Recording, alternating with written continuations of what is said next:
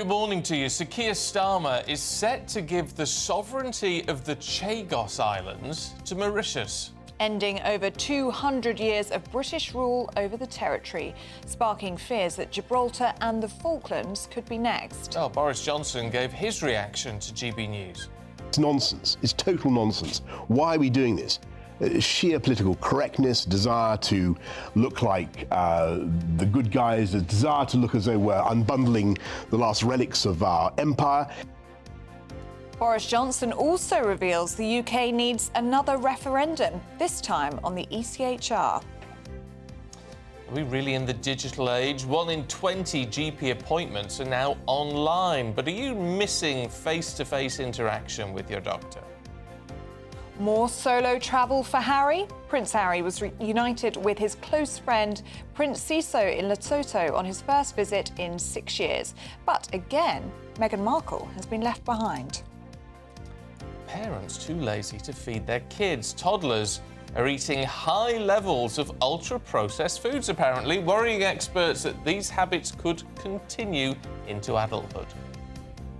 And sport in the Europa League, the pressure on Erik ten Hag continues as Manchester United blow a 2-0 lead at Porto, end up having to score a last-minute equaliser to draw 3-3. Spurs win in Hungary, Rangers lose at home to Lyon, and wins in the Europa Conference League for Chelsea and for Hearts. It's a fine Friday as far as the weather's concerned for many of us, although not for everyone. More unsettled Atlantic weather is starting to move in some areas. I'll have the full details in the forecast coming up soon. Just gone 6 o'clock. I'm Stephen Dixon. I'm Ellie Costello, and this is GB News Breakfast.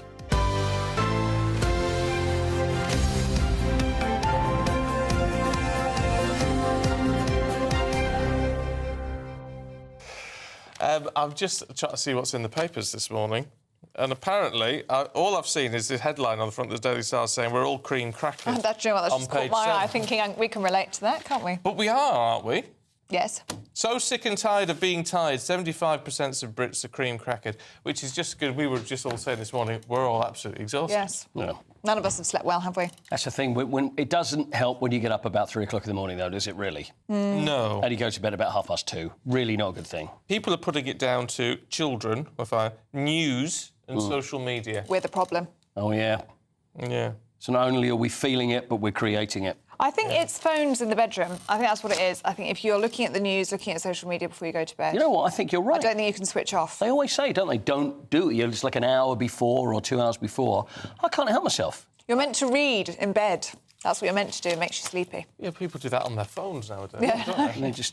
It's not the right kind of reading. Yeah, it really isn't. So what is it? It's the light, right? That just... yeah, but they all have these blue light filters now. Yeah. So it's meant to take the blue light out, so it shouldn't affect you. Is that real, or is that just all nonsense, do you think? I don't know. I'm not I sure. really don't know. I don't know what to believe anymore, frankly, with anything or anybody. Yeah. Well, Becoming disillusioned. but I feel like... Anyway, good morning. Anyway, on that joyful note, let us know if you slept well last night. Are you always cream crackered? Let us know. gbnews.com/you'll say. The other thing about that is it makes you want a cream cracker. You know what it does? Oh, don't get him started on cheese and crackers. It was obsessed. These are my favourite foods, yeah. There you go. Right, now let's kick off with the Prime Minister, who's facing a backlash over his decision to give up the sovereignty of the Chagos Islands to Mauritius, ending years of negotiations over the cluster of strategically important islands in the Indian Ocean. Well, as part of that deal, the UK-US military base will remain there, but the UK government will provide a package of financial support to Mauritius. Because we can afford that. The decision has provoked fury amongst Conservatives, including former Prime Minister Boris Johnson, who gave his thoughts to GB News. Chagos Islands being given back to Mauritius. Your reaction? Crazy. I mean, I urge viewers of GB News to get out your maps, get out your atlases, check out the Chagos Islands, see where they are, and see where Mauritius is. A long way away. Yes. What is this claim? It's nonsense. It's total nonsense. Why are we doing this? Sheer political correctness, desire to look like the good guys, a desire to look as though we're unbundling the last relics of our empire. It's nonsense. It's a bad idea in hard geopolitical terms because the base in Diego Garcia, as I'm sure you know, or for all our viewers know, is of huge strategic importance.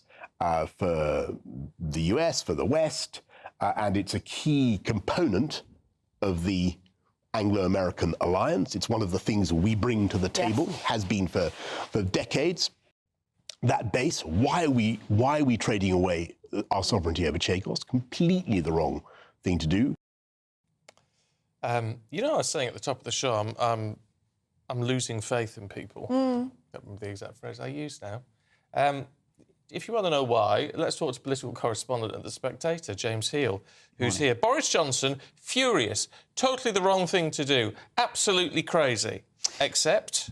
Well, I literally got a text 23 minutes ago from Liz Truss's spokesman, who says that in response to claims that these talks began in 2022, shortly after Liz Truss left office as Prime Minister, it was, quote, Boris Johnson who asked Liz to talk to Prime Minister Juggernaut about this at COP26, which she did, but she was absolutely clear that we would and should never cede the territory. So the point being is initial talks seems to have started under Boris Johnson, who, of course, is now criticising this decision as, quote, nonsense, total nonsense. So to be clear, what that is claiming from Liz Truss is that Boris Johnson actually was happy to look at the idea of ceding sovereignty, even though now he says it's absolutely the wrong thing to do. Yeah, and of course, I'm sure Boris Johnson would say this was an initial discussion, it was a precursor, it was just sort of talks before talks, etc. But the point is, you know, when we ask how did we get here, a lot of Tories need to look at themselves in the mirror and say they were the ones who put the hard work in this. It seems David Cameron kiboshed it when he was at the Foreign Office from November 2023 onwards, and then the talks were sort of picked up again by Keir Starmer. But frankly, the reason why we got here today was because some of the work started when the Tories were in office. I mean, you could also say a similar thing about James Cleverly, couldn't you? Because as Foreign Secretary, he began unsuccessful negotiations on the future of the Chagos Islands. And he's said about Labour here, they've lied to get into office. They said they'd be whiter than white. They said they wouldn't put up taxes. They said they'd stand up to the EU. They said they'd be patriotic. All lies. But then you've got Tory sources in The Independent today saying this is Cleverly's Chagos deal. It's David Lammy who's only just pushed it over the line. Yeah, absolutely. I mean, there are some people who are suggesting that perhaps we remember yesterday as the day that Labour blew up James Cleverly's leadership campaign. Now, I think that's too strong a phrase perhaps to say after a very good conference speech, but people are pointing out that this sort of quarrel in a faraway country, to use Chamberlain's line, has the potential ramifications to raise questions about James Cleverly's judgment in office. He was the one in November 2022 who made that statement to the House of Commons about talks. He was the one, it seems, a lot of work was done under. David Cameron's team was very clear that, you know, he paused whatever was going on there. And I think that it's striking that Tom Tugendhat, who is James Cleverly's rival for the centre and left of the party, is going out and they're going so hard on this because he's very aware that this raises the old questions about James Cleverly's, wisdom in office and whether he was too dependent, perhaps, on officials for advice. I just don't believe anybody anymore. Where does this leave us with... I mean, obviously, it's the big two that we think about, Gibraltar and the Falklands. Now, there's no suggestion that they're under imminent threat of being handed back to anyone. However, it still raises that question. It does. And I think what you would say from the Labour government is that, you can point to self-determination as a kind of established principle in both those cases in terms of the 2002 Gibraltar referendum, the 2012 Falklands referendum. With the Chagos Islands, I think it's a more difficult issue when it comes to self-determination. You've obviously heard from people like Peter Lamb, whose constituency represents the largest number of Chagosians in the country. He's saying they don't want this deal handed back, and the Chagosians have a very difficult relationship with the Mauritian government. That said, of course, given the UK's history with the Chagosians in terms of evicting them in the 1960s, I think that, therefore, it's a more difficult issue than the Falklands and Gibraltar. There's also questions about global security, isn't there, James? Because Mauritius is an ally of China. Yeah. And some analysts saying in the papers today that they've essentially given a spying post to China in the middle of the Indian Ocean. Yeah, I mean, a month ago, the two countries signed a bilateral deal between their national banks on currency, and so I think that, it's something that's clearly been a direction of travel over the last few years. I mean, the most striking thing for me is the speed in which this has been conducted. Less than a month ago, Jonathan Powell was appointed as the negotiator on it, and it seems that this deal has been got over the line because the Mauritians now have a general election campaign starting today. That's just handed them a massive win for the campaign. And so I would potentially say there are doubts about the judgment of the UK government in all this. Why are we massively handing them a trump card in this? And I think there's elements about foreign interference in elections here. And, of course, it happens in parliamentary recess as well. David Lammy made the statement and has to apologise to the Speaker for saying it, but I'd question perhaps the potential need for a rush in all of this, given that, they've been in UK territory for 60 years or so. OK, James, for now, thank you very much indeed. Well, whatever you make of what Boris Johnson has had to say this morning, you can tune into the Camilla Tominey show at 9:30 on Sunday because you can see that Boris Johnson interview in full. And I'm very, very happy to be on Camilla Tominey's show, Boris Johnson on GB News, the People's Channel, Britain's news channel.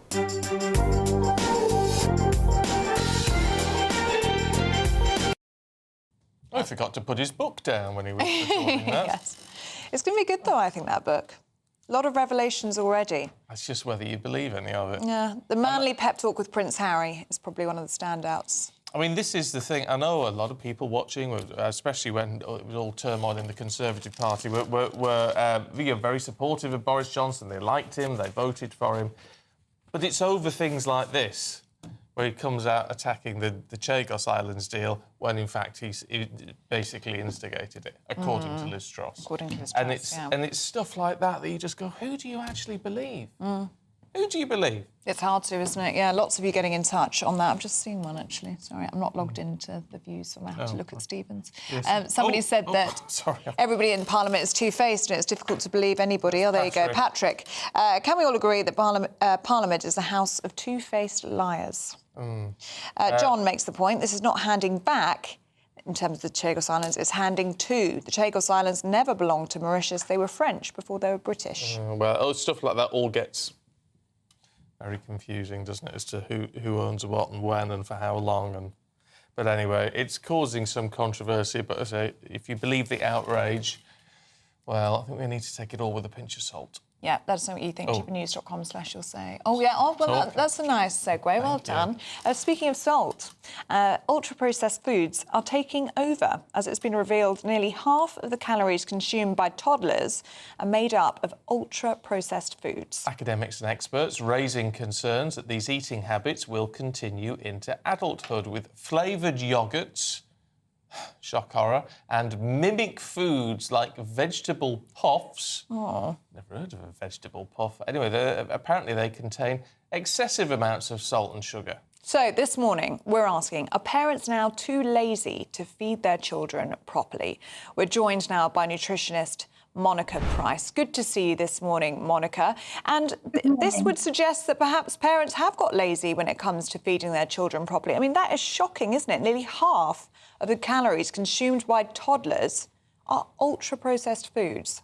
Yes, exactly. Good morning to you both. It is indeed, it's quite a shocking report, but I'm afraid to say, Ellie, that I'm not surprised. If you only have to walk into any supermarket and go down the baby aisle to understand that, we've been taken over by these ultra-processed food. And the UPFs, as they're called, there's a classification called the NOVA classification. And that is really 4 stages. In layman's terms, it's 1 to 4, 1 being the minimal amount of processing that food has gone through, 4 being the highest. And ultra-processed food, of course, is number 4. And this is the food that we're giving our children. Pouches in particular have become particularly, popular with mums. And I think that, we've changed the way that we feed our children. And the danger is that because these are not natural whole foods. I don't care what anybody says, they've been processed, and there lies the problem. I mean, it's interesting you say that we've changed the way we feed our children, but we've changed the way we feed ourselves. Yes, that's right. And we are in a position now where most mothers are working mothers, so they haven't got the time, have they, to make food from scratch in the way that used to happen 30 or 40 years ago? I think part of that is right, Stephen, but also I think, parents have become lazy. We're relying too much on convenience food, both for us as adults, and now, of course, that's trickled down into our children. But I think it's crucial to remember that the early years foundation stage that was set up by the government takes care of the care, the learning and development of our children. And in that foundation stage is the fact that we have to deliver nutritious food. Every child should have the right to healthy, nutritious food. And I think as parents, we have to take responsibility for that. And, people say to me, oh, it's too expensive to buy fruit and vegetables. I don't agree. You can go into any supermarket, one of the lower price supermarkets, where you can buy vegetables and fruit, for 20 pence, 50 pence. It's the time that you take to actually make that food. And the problem is, as I say, the processed food will have things added to it. the packaging is all very colourful and it's all very gay and it's all very bright and wonderful colours to attract, of course, the parent to that and the child if they're a toddler. So it attracts the child. But what we need to really worry about is what's actually going in that food. And I think, any parent, if they're cooking, especially if they're over one, is able to prepare exactly the same meal for their toddler as they're having themselves. But of course, no salt added. The salt is the problem. The sugar and the salt is the problem, definitely. Monica, I mean, a part of this must be bad habits that we are allowing to become bad lifestyles. So you've got toddlers eating all this ultra-processed foods. That then rises to 59% of 7-year-olds are eating ultra-processed foods. That's according to this study as well. I mean, what kind of life are we setting up for these adults if they're brought up on this lifestyle, this diet of junk food? That's the problem, Ellie. Once that, you really are, it's called foundation stage for a reason. 0 to 5 is absolutely critical for the child's development. It's really important that during that time, they're given the right foods, whole foods, natural foods, a varied, balanced diet of fruit and vegetables, especially, but also protein, meat, milk, calcium, all these things that the child needs to develop and grow. And at the moment, there's a study last year that came out that from the Nutrition Trust that said 29% of children do not eat fruit and vegetables at home. Now, that's one of the things that you think, well, of course they have fruit and vegetables. It's so easy to give, especially a toddler, some berries, some blueberries or some strawberries cut up. But I think what it is because as adults, we've stopped eating those whole foods and relying more on convenience foods. So of course it's trickling down to our children. So I think this is where the regulations have got to come in. The government have got to look at this and say, obesity levels are increasing. The amount of children with diabetes is increasing alarmingly. The dental care as well, Ellie, that's the thing as well with these processed food. When you see a child eating a pouch, for example, I think it's the worst thing I can see is when a child has a pouch actually in their mouths and they're sucking directly from the pouch. I mean, that is terrible for their teeth, first of all. And also, you have no idea as a parent how much they're eating. So their portion sizes are all out of control. And this, of course, is going to attribute to obesity later on in life. OK, Monica, really good to see you. Thank you very so much indeed. Should say type 2 diabetes in children is going up. Really? Not type... Well, type 2 can be related to nutrition and what have you and lack of exercise, not type 1. Well, I'm not surprised if there's so much ultra-processed foods in the diet. The problem with it is, excuse me, criticising parents saying they're too lazy. The problem is it's a generational thing, isn't it? It's like we've all been... people are losing skills, cooking skills and basic skills like that. And so we're like a couple of generations in now. I know. So it's like, what do you expect parents to do? They don't know. They literally don't know how to do it any better. Well, I think it comes down to personal responsibility, doesn't it? You have to, if you don't know how to cook and you weren't taught how to cook in schools, which has been happening over the last few generations, teach yourself. Open a cookbook. But people don't want to. Well, you should, because it's important. It's what you're putting into your body. I understand it. And I don't think it's good, all of this sort of thing, but I can understand why it's happening. But you do a lot of cooking from scratch. Yeah, I do. But I also then go and buy a lot Pringles and other crisps are available. Oh, well, and cheese. Just those, but a lot of I also buy processed foods. Yes. Because you can't avoid it, can you? No, I mean, they're easily accessible and they're cheap, aren't they? I mean, fruit, I know Monica was saying that she knows of places where you can get fruit really cheaply, but I do find fruit and vegetables really expensive. Oh, fruit. I don't like fruit. Really? I'm not a fan of fruit. If you're having 5 portions a day, that will add up. Anyway, let us know what you think. Do you think parents have got lazy when it comes to feeding their children properly? gbnews.com/you'll-say. Brenda says we're weaning babies off milk in the 1970s. We used jars of baby food instead. That was processed. Well, it's all processed, isn't it? It certainly was. But there you go. It's one of those difficult things, and quite right to say in theory. I think it's probably harder in practice for people. Yeah. Especially if you're a busy working mum or dad. Now, at almost 20 minutes past 6, let's take a look at some other stories coming into the newsroom this morning. Well, there were huge explosions near Beirut airport last night. and early this morning after the Israeli Defense Force issued new evacuation orders. The IDF has claimed on X that it's killed a senior Hezbollah leader. The Lebanese Health Ministry says at least 37 people were killed, 151 injured. The government has pledged nearly £22 billion to fund projects as it races to reach its climate targets. Plans include capturing greenhouse gases from polluting plants and storing them underground with new technology. MPs will be given a historic vote to change the laws on assisted dying this month. The conversation around the legislation has been in the spotlight, with high-profile figures like Dame Esther Ranson campaigning for a vote.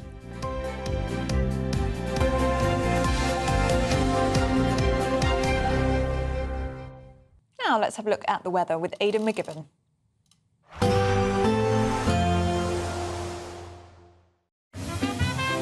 Heavy showers first thing will be followed by a warm, cosy day.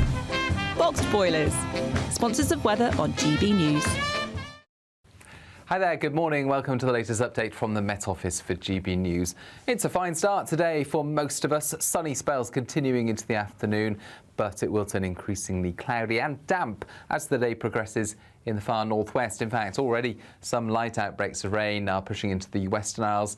They'll reach parts of the far north of Scotland at times as well. Northern Ireland likewise seeing a thicker cloud and some light rain at times with a freshening breeze. But for eastern and southern Scotland, England and Wales, plenty of sunny spells, highs of 16 to 17 Celsius. So feeling pleasant enough, but perhaps with a bit more cloud cover compared with Thursday. We see those clouds persisting into the evening for much of Scotland and Northern Ireland. Some persistent damp weather for western Scotland, but eastern areas, well, some late sunshine just before it goes down. Northern and central England, plenty of sunshine. Northern Ireland, though, a lot of cloud and some outbreaks of mostly light rain. Now, for the southern half of the UK, well, we'll see the cloud melting away into the evening, and under clear skies overnight, temperatures will fall away. Another chilly night's expected through the Midlands, eastern and southern and southeast England, but elsewhere, with thickening cloud and a strengthening breeze, and some outbreaks of rain pushing into Scotland and Northern Ireland, it's a milder night with temperatures staying in the double figures. So it's really only the east of England and some central parts where we'll see single figures first thing Saturday and perhaps mid-single figures in some spots. Then we'll see a lot of fine weather once again across England and Wales, but with a bit more of a breeze and some cloud coming and going through the day. There's still scope for some sunshine at times, and mostly the more unsettled weather stays at bay until after dark, but it will reach Cornwall and it will affect parts of Scotland and Northern Ireland through the day, feeling cooler here as a result. A nice bright morning will generate a lovely warm day, right through to the evening. Boxed Solar, sponsors of weather on GB News. Now, still to come, do you miss having face-to-face GP appointments? Also, would you like some cash with your croissant? Yes, please. If you're posh enough to have a croissant. Going through all the day's news with our panel of Nigel Nelson and Claire Pearsall very shortly. Join me, Camilla Tominey, this Sunday when I interview one of the most significant political figures of our era, Boris Johnson. Nothing will be off limits as we discuss his autobiography, Unleashed, and everything in it. I failed to avert Megxit, but I did deliver Brexit. And I'm very, very happy to be on Camilla Tominey's show, Boris Johnson on GB News, the People's Channel, Britain's news channel. That's the Camilla Tominey Show on Sunday at 9:30 a.m. and again at 6 p.m. Martin Daubney, weekdays from 3 p.m. Please tell me that we're British. In our darkest hour, we can work around this. The beer will still be flowing at Christmas. Tell me, please. Martin, without using bad language, there's no words to describe that this is another major blow to the hospitality sector. I wake up every day with anxiety thinking, what's going to happen to us now? Oh my God, now the weather's against us. Not only are the government absolutely battering us, then the weather's now hitting us as well. Kate Stewart, this can only mean one thing. Prices, once again, going through the roof. And there's nothing we can do. We have on costs. We have to buy from the brewery. We have the VAT. We have then the VAT, what we take. It is an absolute nightmare To be in the pub game now, Martin, is very, very difficult. And there's no light at the end of the tunnel. Everything just keeps hammering us from every different direction. And obviously, we have to pass that on to the customers, then price increases. There's nothing we can do. We don't want to sell beer at an inflated price. We want it as cheap as possible to get people through them doors. But we have no option. They're going to go up again in the new budget, you know. There's no help for us. What are we supposed to do, Martin, except the only option is to close the doors and say, enough is enough. We can't do this anymore. I absolutely cry my eyes out having to put the prices up because you think, oh, my God, people are just going to turn away and walk. But we can't swallow the costs all the time, Martin. It's impossible for us to do because we will go bankrupt. There has to be, there's inflation getting hammered on us yet again, and we have to pass it on. I feel it when I take my children out for something to eat. You're like, wow, that has just cost a fortune. But what is the answer? The answer is the government needs to look at saving the hospitality sector and stop being so greedy in everything that they take away from us, or there won't be pubs. GB News, the People's Channel. Why go out on a Friday night when Friday night comes straight to your home? Talking about. Join me and my A-team of top pundits. Chemistry tonight is electric. As we tackle the big stories of the day with wit, insight and fearless energy.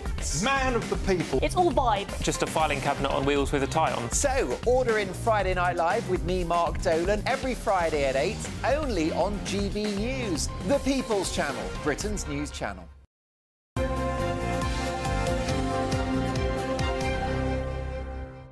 Apparently, you know all this AI stuff that's doing the rounds, Yeah. Because every phone and computer and all that is all advertised saying, oh, it's all full of AI. Yeah. I don't really know how to use it. No, neither do I. But apparently, I've just been told you can just say to your phone, make this picture of me, make me look younger. Make me look like I've got a jawline. Really? Make me look as I've got fewer wrinkles and I'm slightly slimmer. Wow. Apparently you can do that and then post them on Instagram. Really? Who knew? Who knew? Anyway. So I might start doing that. I'll look 21 again. Yeah, we should do an experiment and see if we can edit our photos with AI. Yeah. Who knew? Now, do you like seeing your doctor face-to-face? Yes, you do, I think.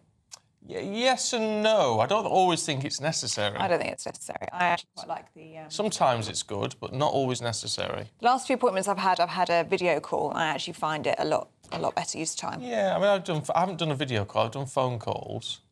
Video calls, I think I'd be all right with a video call, but then we're quite good with the technology. Yes, that's a good point, actually. I mean, we're quite happy with the technology. I mean, new data show that 1 in 20 GP appointments are being held online or via video call, highest figure since records began. Well, many in the profession claim that it allows waiting lists to be cut faster, but concerns have been raised over the accuracy of diagnoses. Yeah, and that's a fair point. That's a point as well, yeah. Because sometimes it is only face-to-face where you actually get a real sense of what's going on. Anyway, our North West of England reporter Sophie Reaper explores what people think about the issue. Yeah, just have a listen to your heart. An ever-growing waiting list. Since 2015, the number of GPs across the UK has declined, whilst the number of patients needing an appointment has surged. But could taking medical care into the digital age be the answer? Lots of benefits of having a GP appointment virtually because you don't need to turn up to the GP practice. Some families may have lots of kids and it's difficult to bring everyone in at the same time. Some people may need to take time off work, and taking time off may mean annual leave. In August, 1 in 20 GP appointments were carried out online or via video call. The aim is to tackle the patient backlog, but concerns are now being raised about the effectiveness of these virtual alternatives. In the ideal world, where if there's no resource problems, I like to see everyone face to face. I think it puts more risk on the doctors and also on the patient, because you can't see everything on a telephone consultation. And if you want to examine a lump or see a rash, you just can't see it at all. So it's better if you come in face to face for examinations. Commenting on the influx of online appointments, a spokesperson from the Department of Health and Social Care said, "Patients who prefer a face-to-face appointment should have one, and we are also committed to shifting care from analogue to digital, which includes offering patients digital appointments when and where they need one." We will get primary care back on its feet, shifting the focus out of hospitals and into the community, fixing the front door of the NHS and ending the misery of people unable to get a GP appointment. But out on the street, what does the public make of face-to-face versus online appointments? I would prefer to see them face-to-face. I just feel like it's a bit Zoom and that sort of digital conferences can be a bit awkward, and I feel it's just more trustworthy. You can read more body language. You can just see that the person is more professional. Virtually it's fine. I think it's a quicker service, so kind of gets the job done a bit quicker. If you need to go and see them face to face, then obviously you can do that afterwards. I think it's dependent on what the circumstances is, but I do feel like face to face is more beneficial because they can actually get across your issues and be able to emphasise what's going on. As technology advances, the move towards the digital age seems inevitable. But when it comes to our health, many will have concerns about what kind of impact virtual GP appointments could have on all of us. Sophie Reaper, GB News. Thing is, it is a modern world, and so things like this are going to get more and more common. Perhaps you should opt in.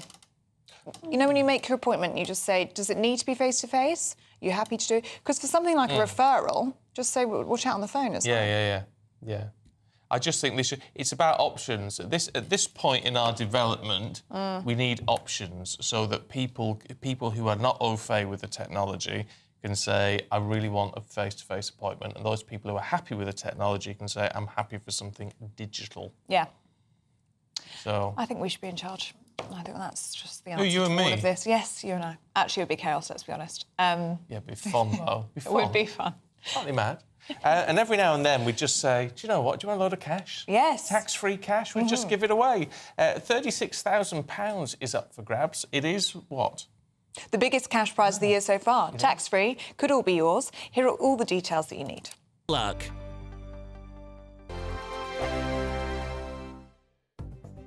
The latest GB News travel.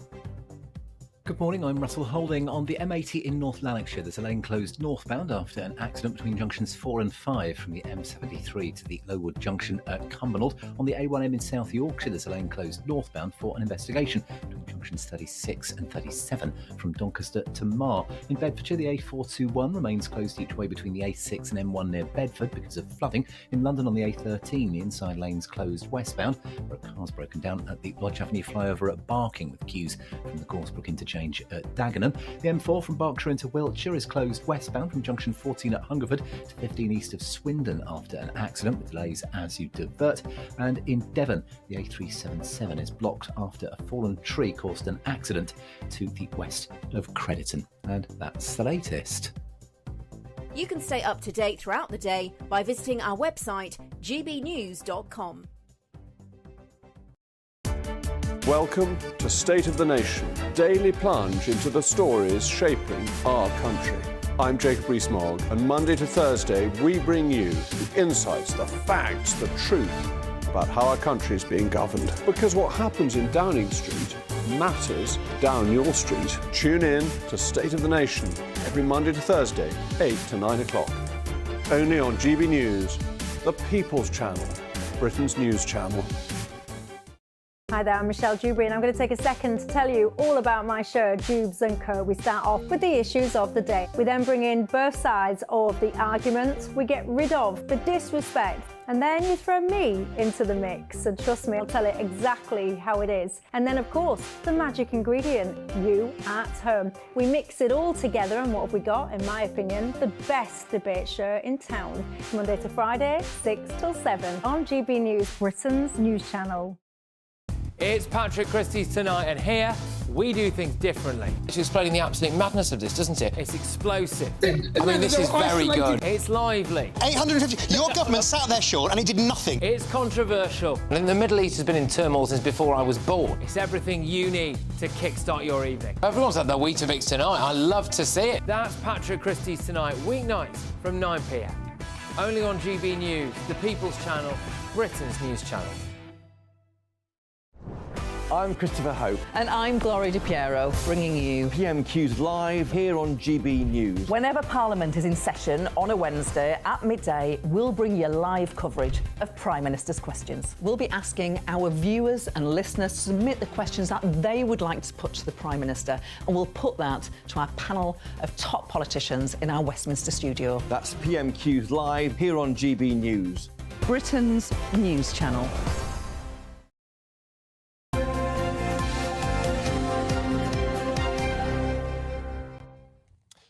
Paul Coyte's here with all the sport at 6:36. Yes. Let's see what you could have won.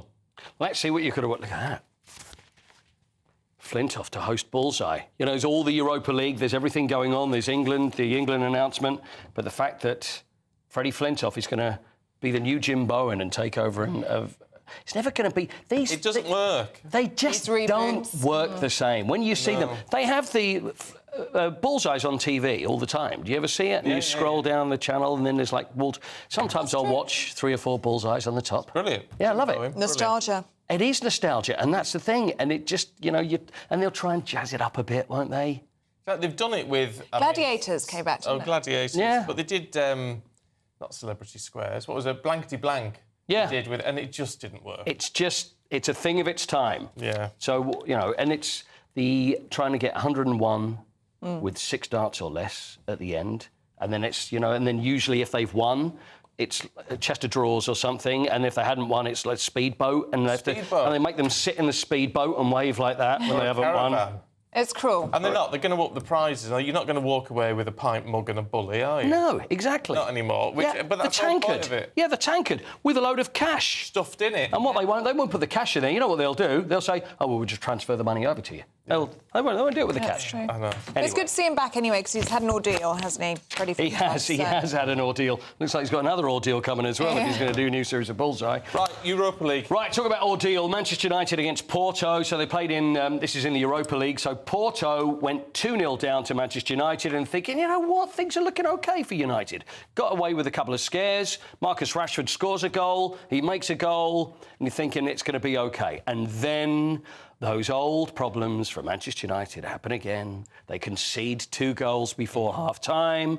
Then the momentum is with Porto right after half-time. So then Porto go 3-2 up, and we've got Erik ten Hag just thinking, oh, well, the sack's now coming. That'll be the end of it. Bruno Fernandes gets sent off for the 2nd game running for a high boot. And then right at the very end, we did see there Harry Maguire. So Harry Maguire so out of favour with Manchester United. And it's interesting because Erik ten Hag was the one that didn't seem to want him. And he was 5th choice defender. But he's got him out of jail because he jumps up, heads a corner and makes it 3-3 right at the very end. But it doesn't look good for Erik ten Hag. You don't go 2 up. Shall we hear from him? Oh, let's. Shall we? I don't think he'll be too happy. But let's hear what Erik ten Hag had to say about the game. I think it's mixed feelings, yes. And when you are winning a game, we know, this is a very tough place to go. And when you then start so well, the players executed the plan, I would say brilliantly. We scored 2 great goals, and then we're switching off, and we don't keep so much possession as before. But then I have to praise the guys, how they return in the game. He's not happy. He's not happy, is he? He's not happy. But the thing is, your managers always have to try and have the positives, don't they? You know, we started well, everything was good. And then it all just... not good. So anyway, it's not going to do him any favours. He's not going to last. I just can't see when he's going to last. He's a dead man walking. Ferencvaros 1, Tottenham Hotspur 2. That was the 5:45 kickoff, so good result. The Spurs went 2-0 up. Brennan Johnson, who signed from Nottingham Forest, lovely lad. And he was getting dog's abuse from a lot of fans because he wasn't playing very well.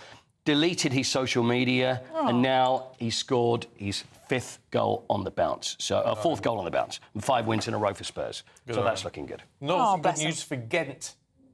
Yes, Ghent. Now, not to be confused with Genk, because we had the Genk-Ghent problem, didn't we, yesterday? In fact, there are even players that play for Ghent that sometimes turn up at Genk. So it's not just me. No. You know, it's believe it. Yes, it's a nightmare. But that was Chelsea 4, Ghent 2. What we learned from that, Chelsea have got strength in depth. They've got lots and lots of players. They made 11 changes. Cole Palmer, Romeo Lavia, Wesley Fofana, they're not even in the squad for the Conference League because they're not really bothered about it. It says a lot. Talking about squads, can we talk about England's new squad? Yes, another international break. Oh, I'm glad you're keen. You know what? I'm not, because it's... I'll be honest with you. England are playing Greece at Wembley. Look, my seat's going down again. I'm getting lower and lower. Right. It's going with my mood about the international break. England play Greece at Wembley on Thursday, then Finland in Helsinki. And this is the second international break. We've had the Premier League for, what, a month or so? And then they keep stopping it. Another international break. Lee Carsley, who's the interim manager, because we still don't know. We don't think he's going to stay. Well, I don't know. There's no talk of anybody else. I don't even know who the new manager's going to be. I don't think the FA know. There were loads of big names that said nobody's spoken to us. But there has been some changes. So Eberechi Eze, Harry Maguire, Marcus Rashford, James Maddison, all overlooked. No Ivan Toney, because he's now playing in Saudi Arabia. So pretty much that's the end of him for England. And Spurs' Dominic Solanke has been included for the first time. How many years do you reckon it's been since the last time he played for England? What do you reckon? 6.5. 10. That's very good. 7 years, yeah. Oh, you're good. Pretty much. You knew that. He knew that answer. Did you know that? You did know that. Yeah, you did know that. It does actually say on the list, yes. Shush. So nearly 7 years. I was about to say, how do you Every time I think, yes, good, and then... Yeah. But anyway, 7 years since he last played, so he's back in the side. Spurs striker, so good for him. Good for him. And a few, and some old ones like Jude Bellingham and Kyle Walker and Ollie Watkins. Old ones. And Stephen Dixon has also been included in the squad as well for the first time in over 25 years. Congratulations! Yeah, great news. I'm the cheerleader. I know, that's wonderful news. Going to do my routine. Thanks, Coity. Thank you very much. Well, that's it. She's had enough. I know you were going to go on, but Ellie's had enough. We're being told to wrap. Oh, were we? I didn't know that bit. Right, we're going to take you through the papers. Nigel Nelson and Claire Pearsall in just a couple of minutes.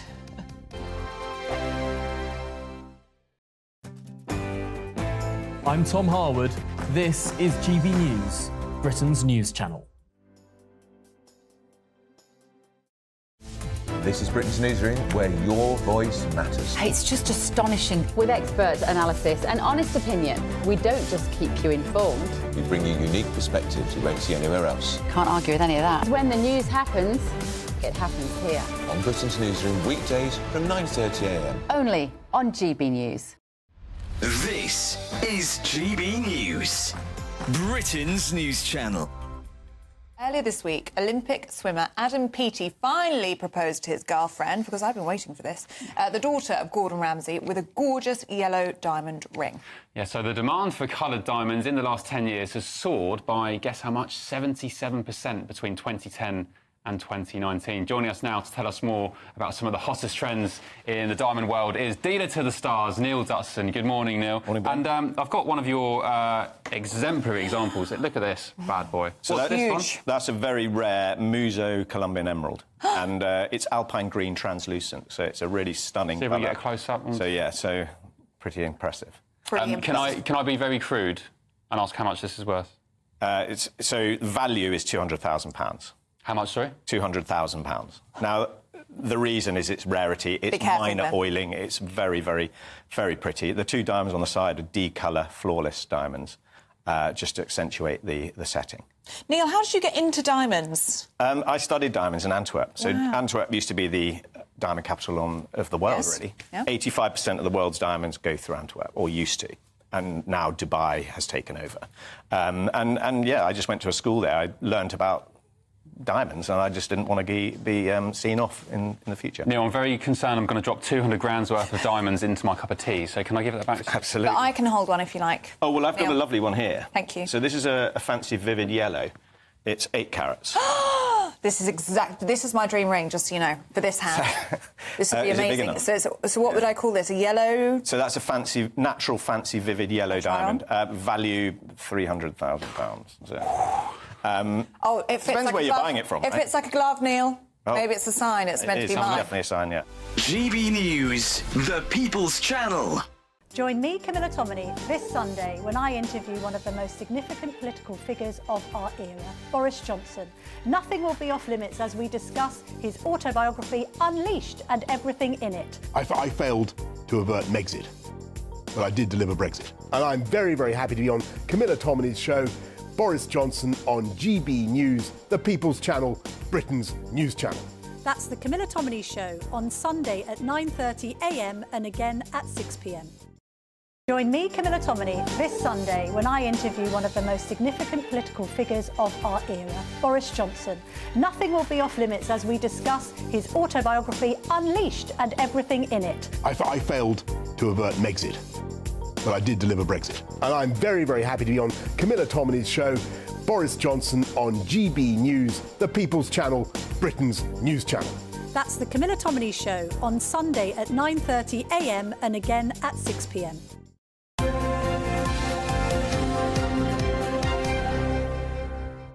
6:46, let's have a look at the front pages for you. The Mail has Starmer's surrender after announcing the set return of the Chagos Islands to Mauritius, calling it a shameful and dangerous capitulation. The Financial Times is the latest on the price of oil surging after Joe Biden sparked fears about a potential Israeli attack against Iran's oil industry. The Times has those comments from Joe Biden. He's urged Israel not to strike oil, not nuclear. The Guardian has the latest on the assisted dying bill, with the announcement that MPs are to be given a vote on the issue. Telegraph has Boris Johnson on the front, suggesting the UK needs a referendum on the European Convention of Human Rights. Well, joining us now to go through the papers this morning is GB News senior political commentator Nigel Nelson and former Conservative advisor Claire Pearsall. Very good morning to you both. Good morning. And Nigel, should we start with the Chagos Islands? Let's, yes. Well, I'm glad we're doing what we're doing. It's long overdue. Giving the Chagos back? Yeah, and I think that especially for the islanders that... But they haven't had a say. Well, they should have had a say, and what they're demanding now is a say in the final treaty, which they should get. I mean, this was a shameful stitch-up back in the 1960s when we removed them from the islands, dispersed all over the place, and they have every right to go back. And the only survey that's been done, because they're all over the place, it's very hard to actually work out who wants what. But the one survey that was done back in 2012 when David Cameron was PM, KPMG managed to contact an awful lot of them, and most of them said, we want to return to our islands. So that is actually a positive, and they can't go back to Diego Garcia, but they can go to the others. All right, Claire, go on. I can feel the domestic coming up. Oh, we've already had that on the car on the way out. No, I mean, it's an appalling set of circumstances to just hand it over to Mauritius. One, without discussing it with any of the Chagosians who it affects, but also without discussing it with Parliament.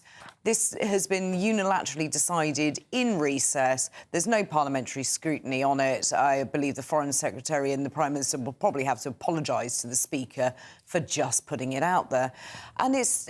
Well, you've not started it. It's been going through for the last sort of 10 years. And you lot have now pushed it over the edge without any discussion, without any scrutiny, and with no amount of money being given. So the value of we're just giving over the Chagos Islands, but also a lot of money to the Mauritian government. To resettle the people who we displaced back in the 1960s. How much money? It is undisclosed. How long is that going to stay undisclosed? But we're not also looking at the security aspect of all of this.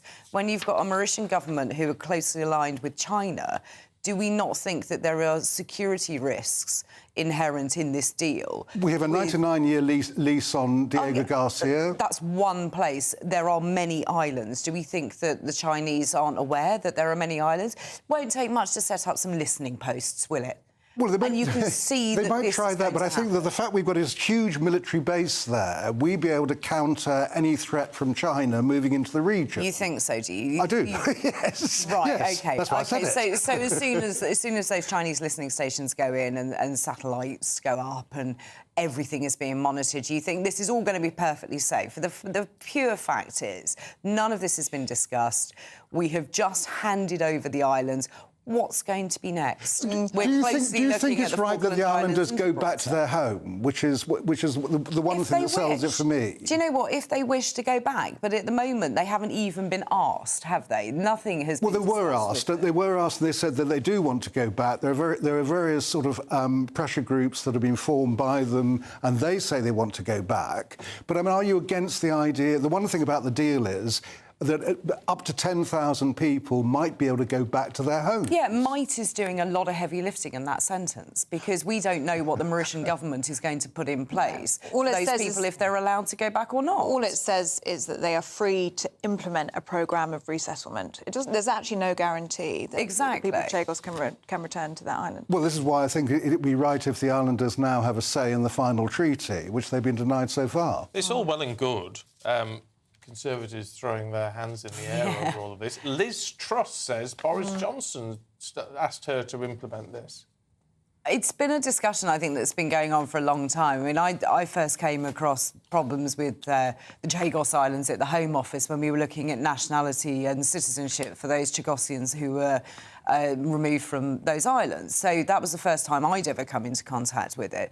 But I think that you always have those discussions going on, and it does smack a little bit of political point scoring at the moment, with Liz Truss now pointing the finger at Boris Johnson, who's sort of denying all knowledge and turning it back on other people. So I think, you know, an internal party hit squad is not what we need at the moment. But, yeah, I think they do have to hold their hands up to say that those discussions were being had. OK, let's talk about croissants in the sun. Cash for croissants, which sounds very posh. What's wrong with toast?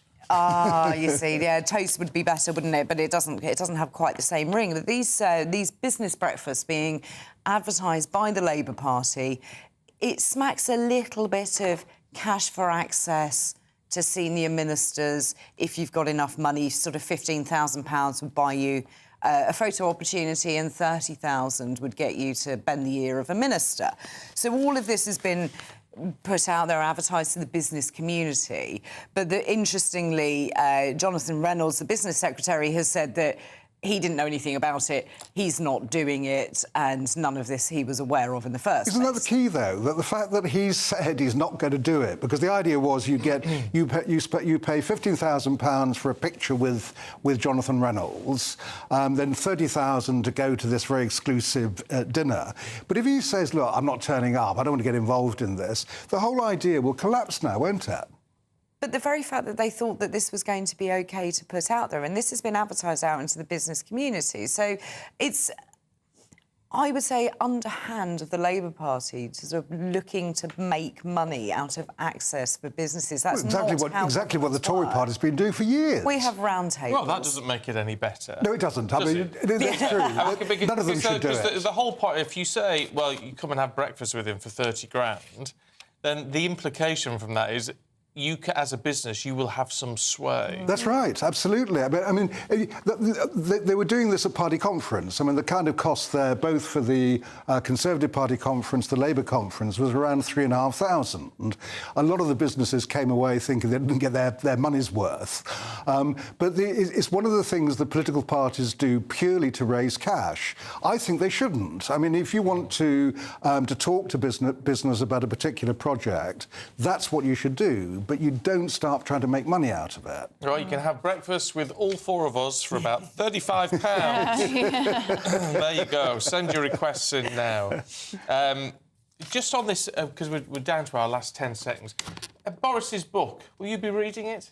Yeah, I think I will. I think I'm interested to have a flick through, see what's on the I shall borrow it after Claire's read it, because I think that he writes so well. I mean, I don't normally read... Will you believe any of it? I don't know till I've read it, but I would certainly read it, largely because I think he'll be very funny. Well, let us know if you'll be reading it, gbnews.com/you'll say. Thank you two. Let's look at the weather now with Aidan.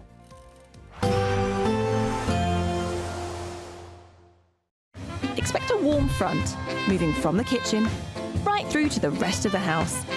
Boxed Boilers, sponsors of weather on GB News. Hi there, good morning. Welcome to the latest update from the Met Office for GB News. It's a fine start today for most of us. Sunny spells continuing into the afternoon, but it will turn increasingly cloudy and damp as the day progresses in the far northwest. In fact, already some light outbreaks of rain are pushing into the Western Isles. They'll reach parts of the far north of Scotland at times as well. Northern Ireland likewise seeing a thicker cloud and some light rain at times with a freshening breeze. But for eastern and southern Scotland, England and Wales, plenty of sunny spells, highs of 16 to 17 Celsius. So feeling pleasant enough, but perhaps with a bit more cloud cover compared with Thursday. We see those clouds persisting into the evening for much of Scotland and Northern Ireland.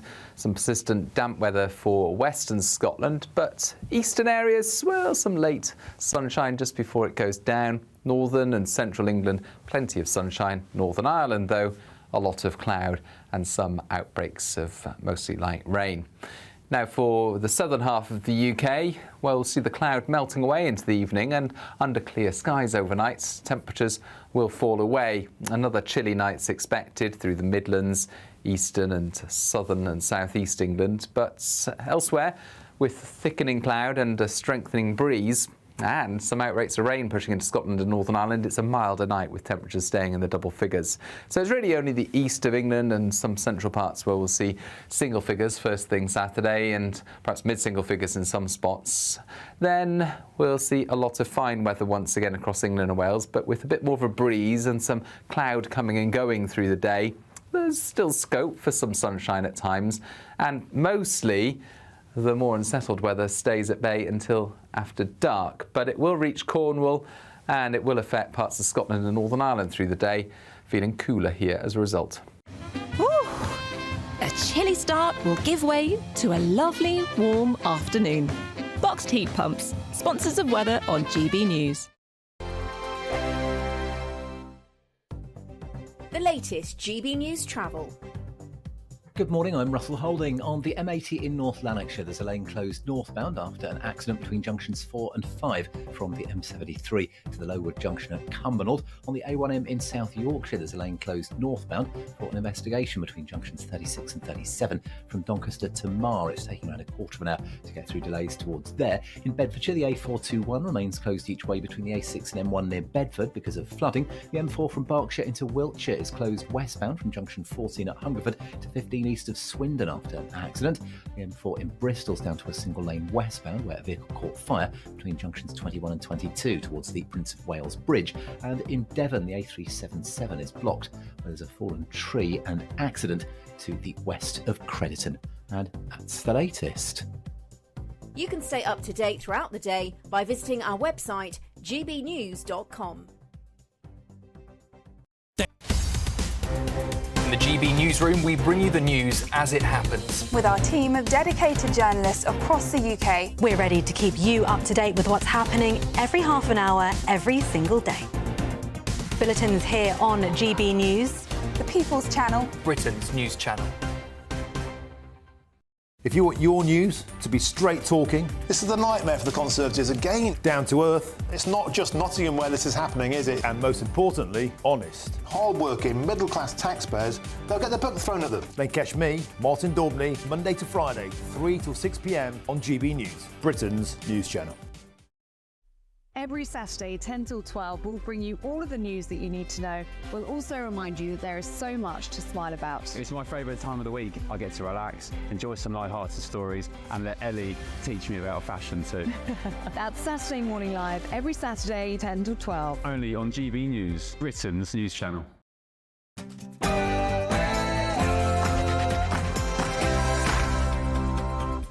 Good morning. Sir Keir Starmer set to give sovereignty of the Chagos Islands to Mauritius. Ending over 200 years of British rule over the territory, sparking fears that Gibraltar and the Falklands could be next. Well, Boris Johnson gave his reaction to GB News. It's nonsense. It's total nonsense. Why are we doing this? Sheer political correctness, desire to look like the good guys, a desire to look as though we're unbundling the last relics of our empire. Boris Johnson also reveals the UK needs another referendum, this time on the ECHR. Israel targets Hezbollah's next leader in a huge blast in Beirut overnight as another wave of strikes are launched. 1 in 20 GP appointments are now online. But do you miss face-to-face interaction with doctors? Prince Harry has been reunited with his close friend, Prince Seeso, in Lesotho in his first visit in 6 years. But has Meghan been left behind again? And in sport, Europa League, pressure on Erik ten Hag continues as Manchester United blow a 2-0 lead at Porto, end up having to score a last-minute equaliser to draw 3-3. Spurs win in Hungary, Rangers lose at home to Lyon, and win to the Europa Conference League for Chelsea and Hearts. And in sailing, well, later today, all going well, Britain could find themselves in their first America's Cup final in 60 years. It's a fine Friday as far as the weather's concerned for many of us, although not for everyone. More unsettled Atlantic weather is starting to move in some areas. I'll have the full details in the forecast coming up soon. Just gone 7 o'clock. I'm Stephen Dixon. And I'm Ellie Costello, and this is GB News Breakfast.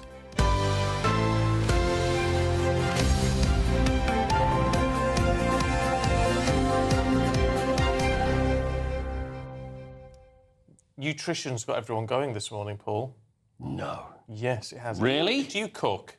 No, I'm a terrible cook. I'd love to be able to cook, but I'm just bad. What about Sue? Is she good? She's unbelievable. Yeah. Why, I you know... so. Why did I ask? I knew. Yeah, it's always one or the other. I'm not saying it's like a sexist thing, oh, the wife cooks, but she's a great cook, and I'm a terrible never cook, needed so to. no. But you could learn. Why? But, you know... Oh! No, I didn't mean that, though. You know what? It's when people...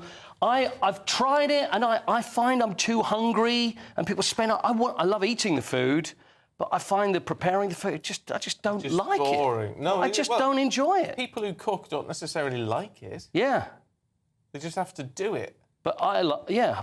But well, Eileen is a woman that does it all. Oh, morning, no excuses from Eileen. Come on. We're very impressed with you. She says, I'm getting fed up with this myth that working women are somehow unable to prepare food from scratch. I've always worked full-time. I've always prepared our food from scratch, including preparing my husband's lunch for work. See, why isn't he preparing your lunch, though, Eileen? That's my question, Eileen. You should be being fed and watered well as well. I've offered and I'd said, look, let me cook. Oh, look, he's trying to redeem himself. No, it's true. I was like, no, you don't. And what are we going to have, some burnt something? And it's like, no. It's because I'm just not very good at it. See, Ian says some people eat takeaway every night. I know a delivery driver who delivers fast food to the same family every night. Can't cook, won't cook. Who can afford a takeaway every single night? That's extortionate. Yeah, really expensive. Crazy. Lee says ultra-processed food is the cheapest and sometimes the only option for people to be able to survive till the next payday. That is a good point. Yeah, it is cheaper. Peter says one of my favourite items in the kitchen is the slow cooker. I love a slow cooker. See, I haven't got a slow cooker. You need one. But oh, it's not great for veggies, I suppose. Well, you could do curries and things. I love chicken stew. Chicken, veggies, potatoes. I do like the idea that you just put something in and then, because you are going to get more flavour. And then you come home and all the magic's happened. It's lovely. Yeah.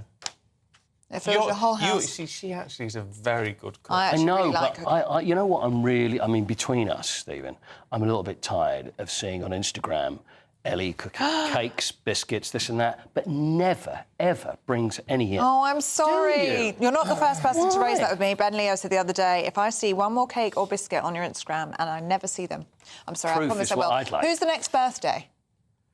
I'm February. Oh, it's yours then. Oh, is it? No, I'm November. And you know that. Well, yes, but you can't. I'll cook for myself. Cook a lovely cake and bring it in. We'll have some. I'm going to have to now, aren't I? Yes. Yeah. You won't be working on your birthday, will you? No, I never do, actually. I always treat myself to a day off. Yeah, quite right. I'd probably let the bosses know that, actually. And just a couple on the Chagos Islands. Shall we share those? Thomas says the Chagos Islands are being effectively handed over to China.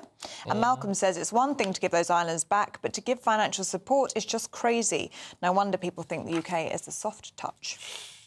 Yeah. Well, the Prime Minister is facing backlash over that decision to give up sovereignty of the Chagos Islands to Mauritius, ending years of negotiations over the cluster of strategically important islands in the Indian Ocean. Well, as part of the deal, the UK-US military base will remain there, but the UK government will provide a package of financial support to Mauritius. Well, the decision provoking fury amongst some Conservatives, including former Prime Minister Boris Johnson, who gave his thoughts to GB News.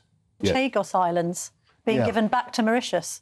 Your reaction? Crazy. I mean, I urge viewers of GB News to get out your maps, get out your atlases, check out the Chagos Islands, see where they are, see where Mauritius is. A long way away. Yes. What is this claim? It's nonsense. It's total nonsense. Why are we doing this?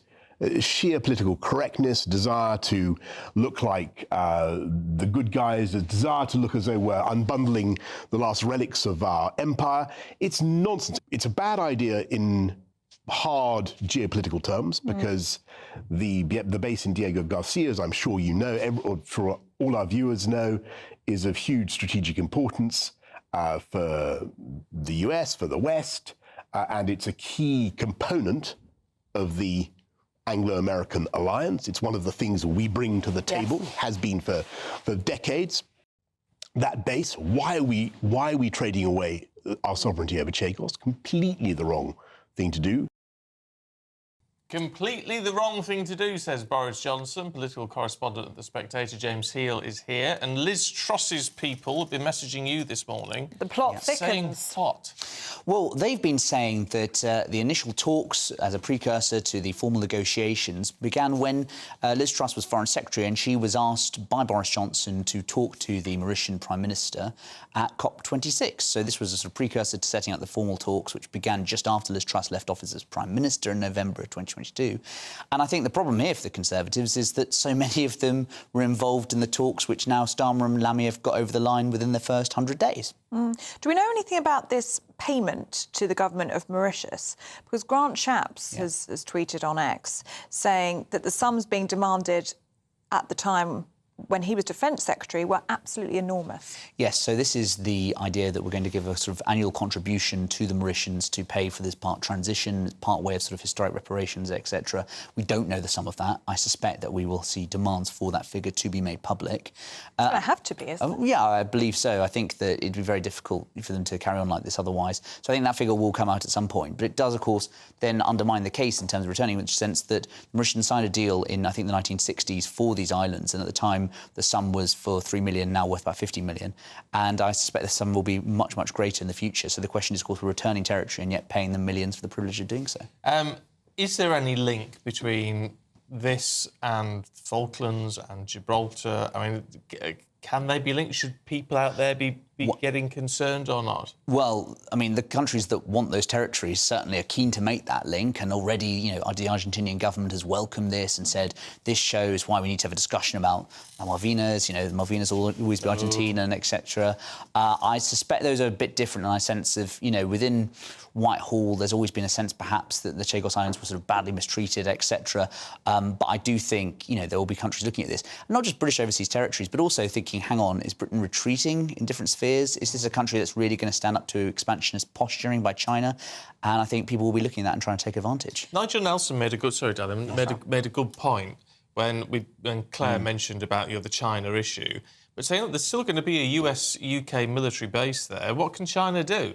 I mean, the danger is, of course, is that this is a 99-year lease. It is not hard, given the direction of travel over the past 10 years by China, within 20 years or so, that this will be then renegotiated, much like the original deal with the Mauritians in the 1960s, which, of course, was less than 99 years ago, is now being looked at and reviewed again. You can imagine how in, say, 20, 30 years' time, this will be looked at again. And, of course, at that point, Britain has far less leverage. And, you know, at what point, what's to say, you know, to stop the Chinese potentially, of course, before that, establishing a spying base, a post in one of the different islands, and then also kind of reviewing this. So I question whether it's really going to be a 99-year lease, given all the kind of aggression in that sphere we've seen. And how does this make Britain look on the world stage? I mean, with the situation in the world right now, in terms of our defence, in terms of security, this is a strategic set of islands. It is very much so. And I think, obviously, you look at the 2021 Strategic Defence Review, the Indo-Pacific is clearly going to be the region that they've identified. Obviously, what we're doing right now is tied up with Ukraine, but I think the big threat for the next 50 years or so is going to be about China.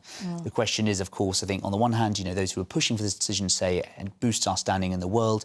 You have the ICJ non-binding decision, and we need to abide by that. But, of course, others are saying we need about hard power as well as soft power. And the danger is here is that we're trading one and not getting the benefit of the other. In the papers today, Boris Johnson's quoted as saying we need another referendum in this country on the European Convention on Human Rights. Now, I'm not sure whether we should be in it or not. I'm certainly not wedded to the idea. Is a referendum the right way forward? I just wonder if we understand enough about the implications of leaving Is this not an expert field? I mean, first of all, just say, I mean, it's interesting because Boris Johnson's grandfather was actually involved in the European Commission on Human Rights, which drew up the ECHR, so there's an interesting ancestral link there. But yeah, I don't think that many people would support a referendum, even those like Robert Jenrick who want to leave the European Court, are those saying we're just going to do it in 5 years through a parliamentary process rather than a referenda process. And I do think if you talk to most MPs, most of them are so scarred from 2016, I'm not sure you'll ever see a minority position like ECHR membership put on the ballot once again. Also, interesting revelations in Unleashed, which is coming out on October the 10th. Netanyahu, he says, visited his private bathroom, Boris Johnson's private bathroom at the time, and later they found a bug in that bathroom. Well, yes, this is his account saying that, suggesting that Netanyahu sort of paid a visit to, I think he calls it his Thunderbox in in the Foreign Office when he was Foreign Sec, and thereafter they discovered a bug. I mean, look, I mean, Netanyahu's someone famously who goes in for hardball diplomacy. There's been reports that when he goes to DC and he stays in the White House, he takes his dirty laundry there, so sort of make the Americans clean his laundry as a sort of power signal kind of alpha move there. I think it was interesting. I mean, he said that they found it. I mean, I'd be interested in Netanyahu's response.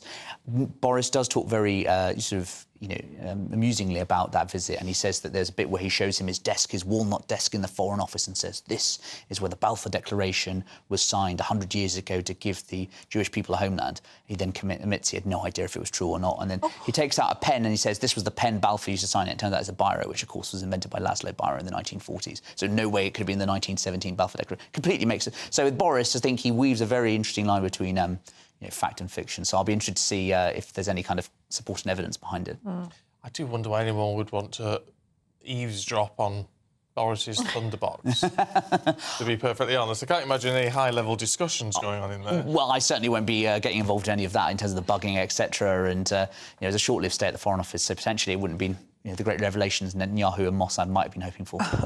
Will you be reading the book, James? I certainly will, and I look forward to seeing it. And, he's a great writer, and I think that I'll be reading it, although I'm not sure if it'll live up to the Mail's promise that it's the political memoir of the century. No. It's interesting. Everyone sort of says, oh, yes, we want to read it because he's a great writer, but it seems to be people want to read it because it's more a work of fiction than fact. Maybe that says something about our own revealed preferences when it comes to political writing. I do confess that a lot of us do prefer the self-congratulatory memoir rather than the dry policy paper in Whitehall. OK, James, good to see you. Thank you very much indeed. Let us know what you think about the ECHR and Boris's call for a referendum on that. As I say, I'm certainly not saying that, I think we should stay in the ECHR, because frankly, I don't know enough about it, really, and I wonder if we should all... I mean, referendums, I'm not sure we should all be having a say on everything. Should we? And something like that, I can imagine a lot of people going, no, we want to get out, but not quite understanding exactly what the ECHR does or doesn't do. So I don't know. I think we'd all, if there was a referendum on that, I think we'd all have to do an awful lot of research to make sure that we understood exactly what we were voting about. Well, let us know what you think. gbnews.com/yoursay. And don't forget to tune in to Camilla Tominey's show at 9:30 this Sunday, because Boris Johnson will reveal all on GB News. And I'm very, very happy to be on Camilla Tominey's show, Boris Johnson on GB News, the People's Channel, Britain's news channel. Oh, here we are. That was very brief, wasn't it? It was. Straight to the point. Yes. 9:30 Sunday, Camilla Tominey. Now, new data has revealed 1 in 20 GP appointments are being held online or via video call, which is basically the same thing. It's the highest figure since records began. Well, many in the profession claim it allows waiting lists to be cut faster, but concerns have been raised over the accuracy of diagnoses. Oh, there's a good view on that, Yes, there is. It was from Barry, who said, I had a telephone appointment about a chesty cough. GP said it was a virus. 2 days later, I was taken by ambulance into A&E, 6 days in hospital with sepsis and bilateral pneumonia. 4 days on oxygen and intravenous antibiotics. Oh, Barry. Heck, I mean, that's the danger with all of this, isn't it? Anyway, our North West of England reporter, Sophie Reaper, explores what we really think about the issue. Just have a listen to your heart. An ever-growing waiting list. Since 2015, the number of GPs across the UK has declined, whilst the number of patients needing an appointment has surged. But could taking medical care into the digital age be the answer? Lots of benefits of having a GP appointment virtually, because you don't need to turn up to their GP practice. Some families may have lots of kids and it's difficult to bring everyone in at the same time. Some people may need to take time off work, and taking time off may mean annual leave. In August, 1 in 20 GP appointments were carried out online or via video call.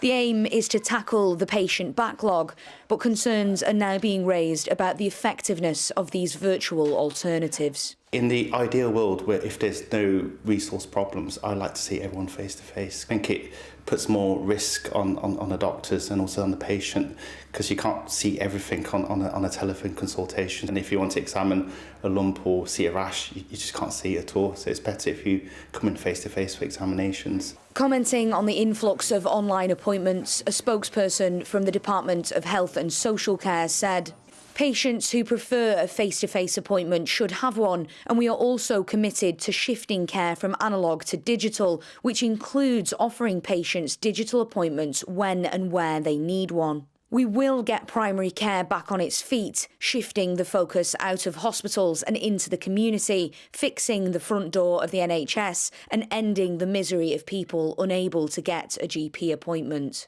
But out on the street, what does the public make of face-to-face versus online appointments? I would prefer to see them face-to-face. I just feel like it's a bit Zoom and that sort of digital conferences can be a bit awkward. And I feel it's just more trustworthy. You can read more body language. You can just see that the person is more professional. Virtually it's fine. I think it's a quicker service, so kind of gets the job done a bit quicker. If you need to go and see them face to face, then obviously you can do that afterwards. I think it's dependent on what the circumstances is, but I do feel like face to face is more beneficial because they can actually get across your issues and be able to emphasise what's going on.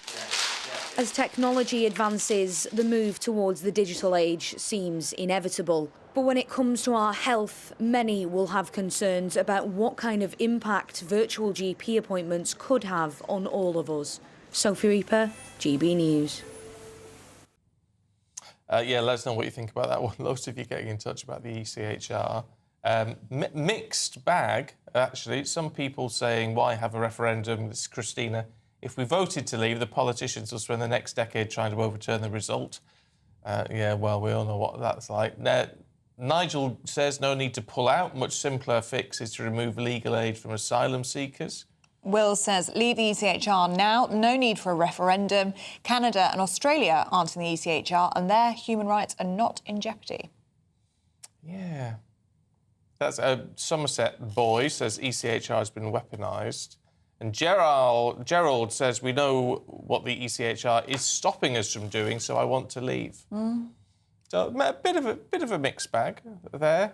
Keep those views coming in. gbnews.com. Margaret's not happy. Not happy with you, no. Anyway, she's not happy, isn't Margaret? Because I said I didn't understand exactly what the ECHR... But do we? Do we all know exactly what the ECHR does? We know what it... As Gerard, or whoever it was, said, we know what it's stopping us from doing. And yeah, the Rwanda issue obviously was very problematic with that. But do we know what else is going on behind the scenes? Yeah. I mean, I'm not saying we shouldn't leave. Maybe we should leave. I'm just saying I think we all need to do a bit of homework on it before we sort of, if there were a referendum. I think we'd all need to be educated on it. Yeah. Frankly. I mean, Boris Johnson says, I'm not certain that it provides people with protections that they wouldn't already have. And Lord Sumption, who's a former Supreme Court judge, says that he thinks the convention makes us accept rights that we may not want, for which there is maybe no democratic mandate. Yeah, maybe. That's what you think. I do agree with Boris on the idea that human rights are not going to fall off a cliff edge if we're not part of the No, we'd just have our own set, wouldn't we? Yeah. I don't see why we can't have our own rules and regs when it comes to that. But anyway, sure you've got a view. Let us know. gbnews.com/yoursay. Now at 20 minutes past 7, let's take a look at some other stories coming to the newsroom this morning. Well, huge explosions have been seen near Beirut airport last night and this morning.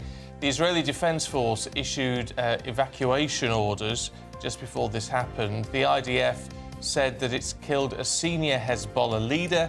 The Lebanese Health Ministry says 37 people have been killed and 151 injured. The government has pledged nearly £22 billion to fund projects as it races to reach its climate targets. Plans include capturing greenhouse gases from polluting plants and storing them underground with new technology. MPs will be given a historic vote to change the laws on assisted dying. The conversation around the legislation has been in the spotlight this year, with high-profile figures like Dame Esther Rantzen campaigning for a vote.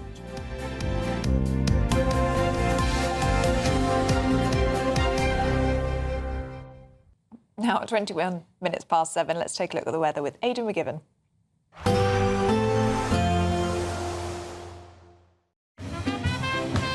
There will be a light breeze in the morning, leading to a warm front. Boxed heat pumps, sponsors of weather on GB News. Hi there, good morning. Welcome to the latest update from the Met Office for GB News.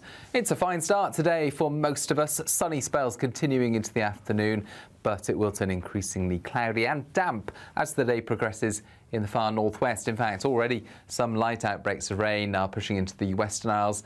They'll reach parts of the far north of Scotland at times as well. Northern Ireland likewise seeing a thicker cloud and some light rain at times with a freshening breeze. But for eastern and southern Scotland, England and Wales, plenty of sunny spells, highs of 16 to 17 Celsius. So feeling pleasant enough, but perhaps with a bit more cloud cover compared with Thursday. We see those clouds persisting into the evening for much of Scotland and Northern Ireland. Some persistent damp weather for western Scotland, but eastern areas, well, some late sunshine just before it goes down. Northern and central England, plenty of sunshine. Northern Ireland, though, a lot of cloud and some outbreaks of mostly light rain. Now, for the southern half of the UK, well, we'll see the cloud melting away into the evening, and under clear skies overnight, temperatures will fall away. Another chilly night's expected through the Midlands, eastern and southern and southeast England, but elsewhere, with thickening cloud and a strengthening breeze, and some outbreaks of rain pushing into Scotland and Northern Ireland, it's a milder night with temperatures staying in the double figures. So it's really only the east of England and some central parts where we'll see single figures first thing Saturday, and perhaps mid-single figures in some spots. Then we'll see a lot of fine weather once again across England and Wales, but with a bit more of a breeze and some cloud coming and going through the day. There's still scope for some sunshine at times, and mostly the more unsettled weather stays at bay until after dark, but it will reach Cornwall and it will affect parts of Scotland and Northern Ireland through the day, feeling cooler here as a result. Expect a warm front, moving from the kitchen right through to the rest of the house. Boxed boilers, sponsors of weather on GB News. No. I just want to say, Paul Coit mentioned your Instagram. Was it Instagram or Twitter? Wait, so you're saying I was... Instagram. I do all my baking and my cooking, don't I? And now she's just got, in the last hour, about 700 new followers on Instagram. I have one. I've got one more. Well, you need to show off your baking and your cooking more, clearly. No. And he does. He's a domestic god. What's wrong with you? Why do you want to look at her dinner? Well, people like to look at food. Weirdos. But I did have a dinner fail last night. Oh, she did? I did. I got impatient. I got too hungry. It was 8 p.m. and I should have been in bed, really. And I defrosted chicken, but not enough. And then I made chicken pitas and they were rock hard. And I had to throw them all in the bin and I went to bed starving. So that's... How do Mexican farmers keep warm in the winter? They use chicken for heaters. Anyway, do you want £36,000 in tax-free cash? Yes, please. And then we can get a chef. No, I wasn't talking to you. Oh. I was talking to you. Because we can't win it. No, we can't win it. But Anyway, it's can. our biggest cash prize of the year so far. It could be yours. For watching on demand. Good luck. Yes, good luck. Now, still to come, is it right for the government to be handing sovereignty of the Chagos Islands to Mauritius? We'll be debating that next.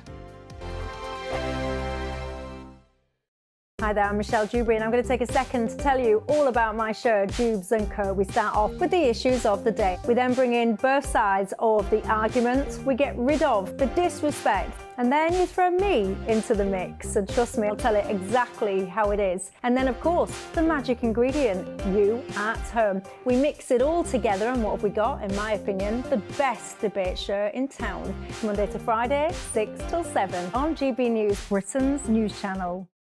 Good Afternoon Britain isn't just about us. The wonderful thing about this programme is it's about everyone watching. It's an interactive programme. Well, there absolutely is something to see here, and we're going to be talking about it more. Whether it's breaking royal news, Will, please bring us up to date, or indeed a particularly punchy speech in the House of Commons. Very, very curious. We bring it to you live, and then we bring you live reaction as well. That's Good Afternoon Britain, weekdays from midday. Only on GB News, the People's Channel, Britain's news channel.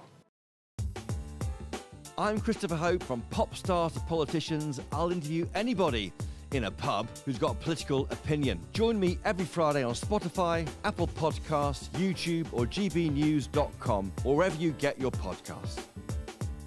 This is GB News, the People's Channel.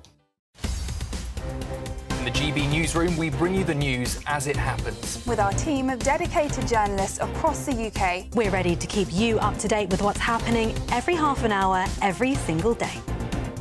Bulletins here on GB News, the People's Channel, Britain's news channel. We're proud to be GB News, the People's Channel. And as you know, we always love to hear your views. Now, there's a new way of getting in touch with us at gbnews.com/yoursay. By commenting, you can be part of a live conversation and join our GB News community. You can even talk to me, Bev Turner, or any of the members of the GB News family. Why go out on a Friday night when Friday night comes straight to your home? Talking about? Join me and my A-team of top pundits. Chemistry tonight is electric. As we tackle the big stories of the day with wit, insight and fearless energy. Man of the people. It's all vibe. Just a filing cabinet on wheels with a tie on. So, order in Friday Night Live with me, Mark Dolan, every Friday at 8, only on GB News, the People's Channel, Britain's news channel. Join me, Camilla Tominey, this Sunday when I interview one of the most significant political figures of our era, Boris Johnson. Nothing will be off limits as we discuss his autobiography, Unleashed, and everything in it. I failed to avert Megxit, but I did deliver Brexit. And I'm very, very happy to be on Camilla Tominey's show, Boris Johnson on GB News, the People's Channel, Britain's news channel. That's the Camilla Tominey Show on Sunday at 9:30 a.m. and again at 6 p.m.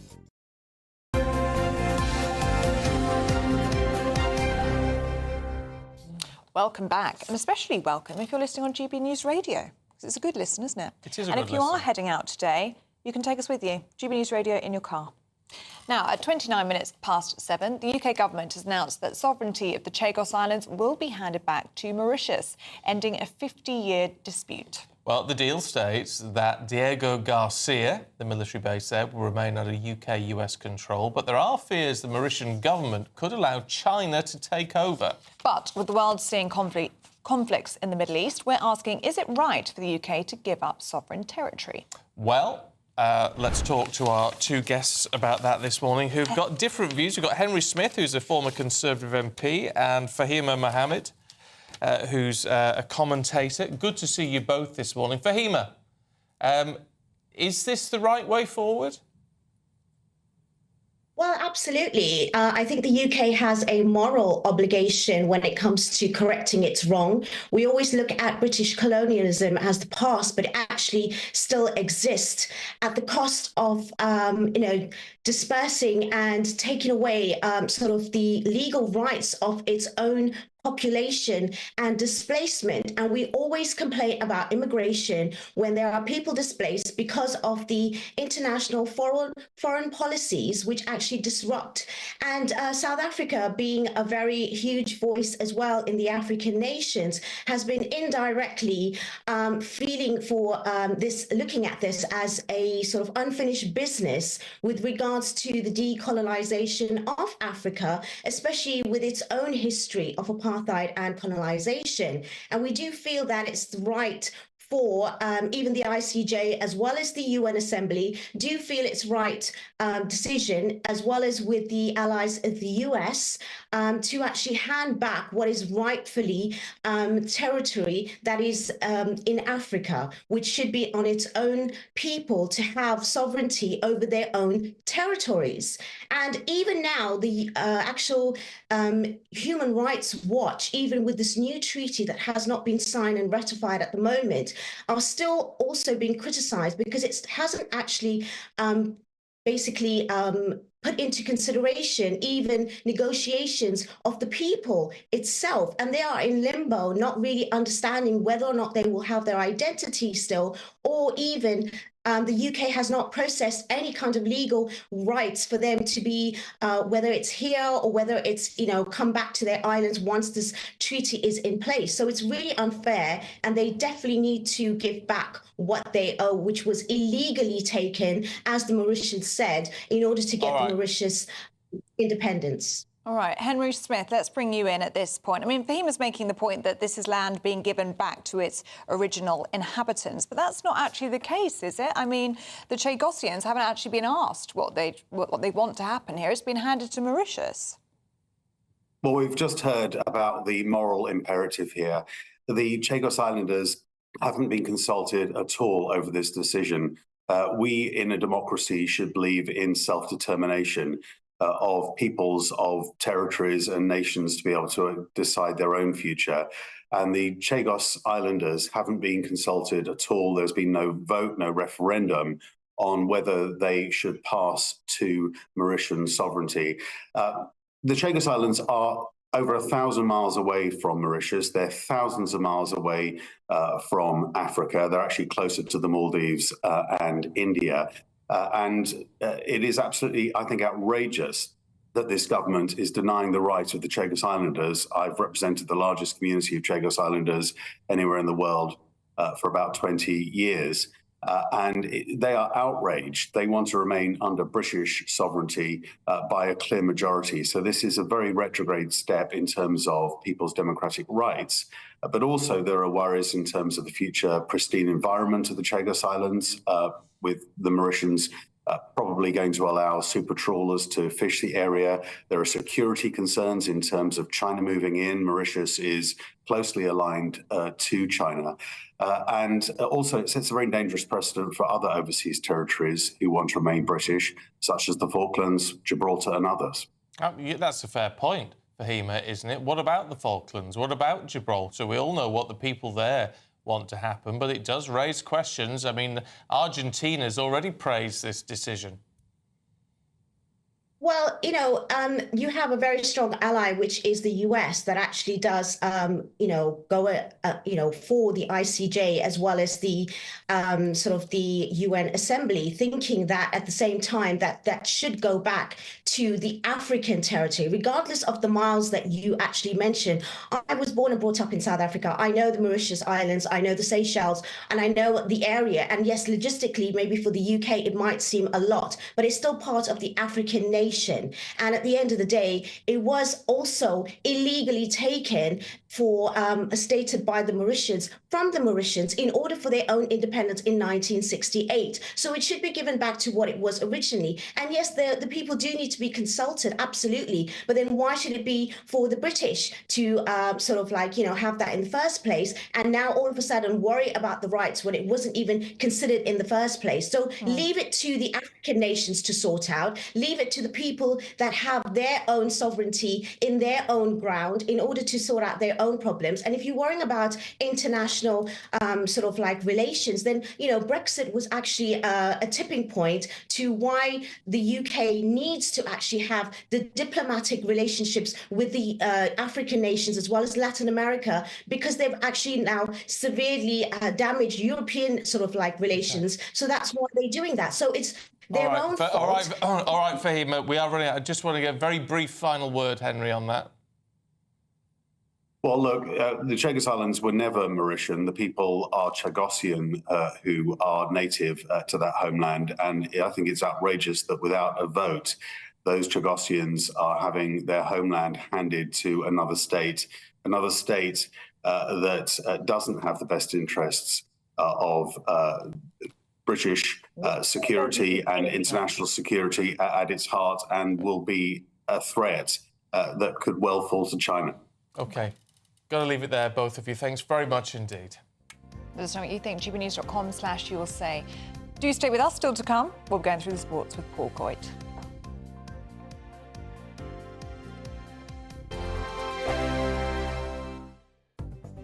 The latest GB News travel. Good morning, I'm Russell Holding. On the M80 in North Lanarkshire, there's a lane closed northbound after an accident between junctions 4 and 5 from the M73 to Cumbernauld, causing queues. On the A1M in South Yorkshire, there's a lane closed northbound after an accident between junctions 36 and 37 from Doncaster to Marr, making a quarter of an hour in delays towards there. In Bedfordshire, the A421 remains closed each way between the A6 and M1 near Bedford because of flooding. In Hertfordshire, Station Road in Waltham Abbey is blocked by an accident. In Buckinghamshire, the A404 is closed southbound from the M40 near High Wycombe towards Marlow after an accident. The M4 from Berkshire into Wiltshire is closed westbound from junction 14 at Hungerford to 15 east of Swindon after an accident. On the M4 near Bristol, it's down to a single lane westbound where a vehicle caught fire between junctions 21 and 22 towards the Prince of Wales Bridge. And in Hampshire, the A326 is closed south of Hythe after an accident. You can stay up to date throughout the day by visiting our website, gbnews.com. Mark Dolan tonight is your weekend dose of news, debate and entertainment. This sounds like a wild conspiracy theory. Don't miss My Big Opinion, Mark Meets, and My Take at 10. Democracy is a funny old thing. And we don't do boring, not on my watch. I just won't have it. Let's go and get another glass of that bubbly. You've earned it. That's Mark Dolan tonight, Saturday and Sunday, 9 to 11, only on GB News, the People's Channel, Britain's news channel. I'm Christopher Hope. And I'm Gloria Di Piero, bringing you PMQ's live here on GB News. Whenever Parliament is in session on a Wednesday at midday, we'll bring you live coverage of Prime Minister's questions. We'll be asking our viewers and listeners to submit the questions that they would like to put to the Prime Minister, and we'll put that to our panel of top politicians in our Westminster studio. That's PMQ's live here on GB News, Britain's news channel. Welcome to State of the Nation, daily plunge into the stories shaping our country. I'm Jacob Rees-Mogg, and Monday to Thursday we bring you the insights, the facts, the truth about how our country is being governed. Because what happens in Downing Street matters down your street. Tune in to State of the Nation every Monday to Thursday, 8 to 9 o'clock. Only on GB News, the People's Channel, Britain's news channel. Good Afternoon Britain isn't just about us. The wonderful thing about this programme is it's about everyone watching. It's an interactive programme. Well, there absolutely is something to see here, and we're going to be talking about it more. Whether it's breaking royal news, Will, please bring us up to date, or indeed a particularly punchy speech in the House of Commons. Very, very curious. We bring it to you live, and then we bring you live reaction as well. That's Good Afternoon Britain, weekdays from midday. Only on GB News, the People's Channel, Britain's news channel.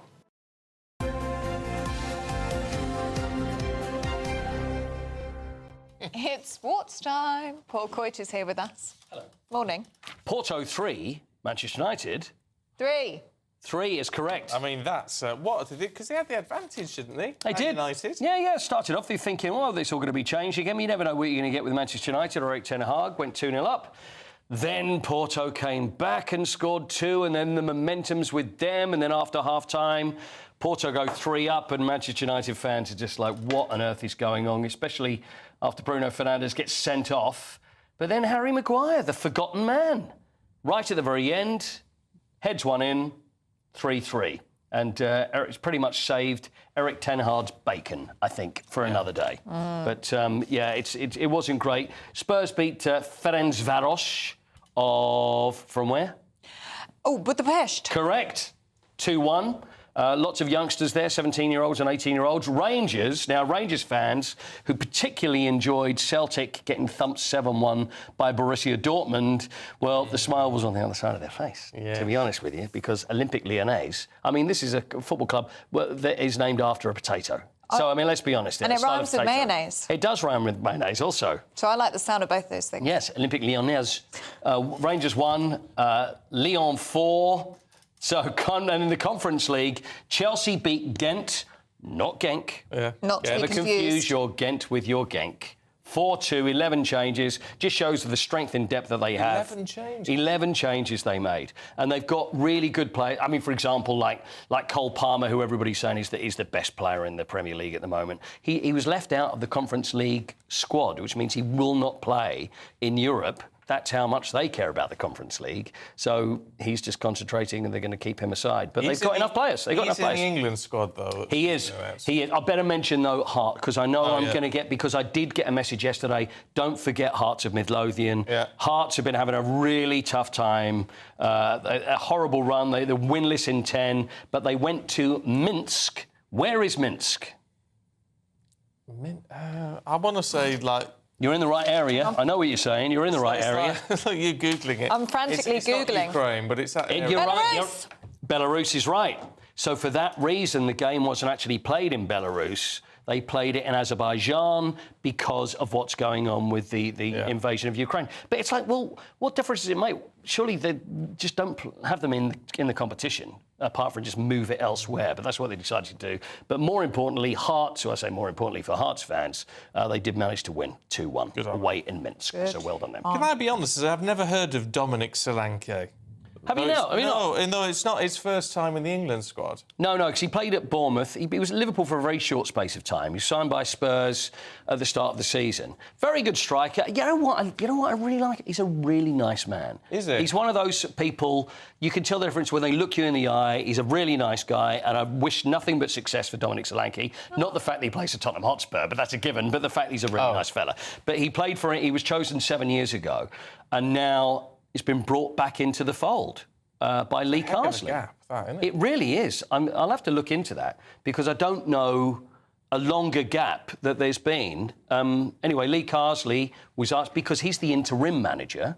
Interim manager, some would say. Let's hear from Lee Carsley, shall we? With the squad that we've got so many talented players. Always look at finding the right balance. Who complements who. In terms of the way that we play, I try not to get too caught up in positions and too positional. Whereas it's more the attributes and the way that we can potentially attack the opposition. So, like you say, all three are excellent players, as are the rest of the squad. He's going to get the job. I think there's a very good chance of I think he's going to stay on. No one else sniffing about, is there? Well, that's it. I mean, there's probably some sniffing about, but they're not sniffing about them. So and he's auditioning now, isn't he? Really? It really is, and he's already done pretty well. And so the next game, so it's England are playing Greece next Thursday, and then they will play another game you're looking forward to, Finland away in Helsinki. What a glamour tie that's going to be. So anyway, that's the international break. Finally, we have a little rugby, something that happened just earlier on this week. This happened in South Africa at the Umbombela Stadium, which is in Mpumalanga in South Africa. Springboks beat Argentina. One of the South African fans celebrated, and on the pitch invader. There he is. He's having a lovely time. Everybody's going after him. Oh dear. Oh. So he was then.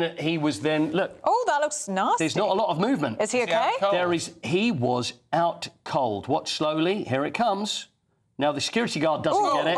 The other fella that did get him, that's Thago Mashego, who plays for South Africa, knocked him out cold. So the guy was taken to hospital.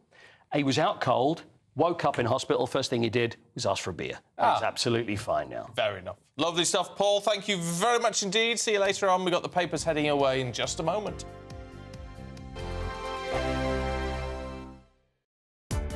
Welcome to State of the Nation, daily plunge into the stories shaping our country. I'm Jacob Rees-Mogg, and Monday to Thursday we bring you the insights, the facts, the truth about how our country is being governed. Because what happens in Downing Street matters down your street. Tune in to State of the Nation every Monday to Thursday, 8 to 9 o'clock. Only on GB News, the People's Channel, Britain's news channel.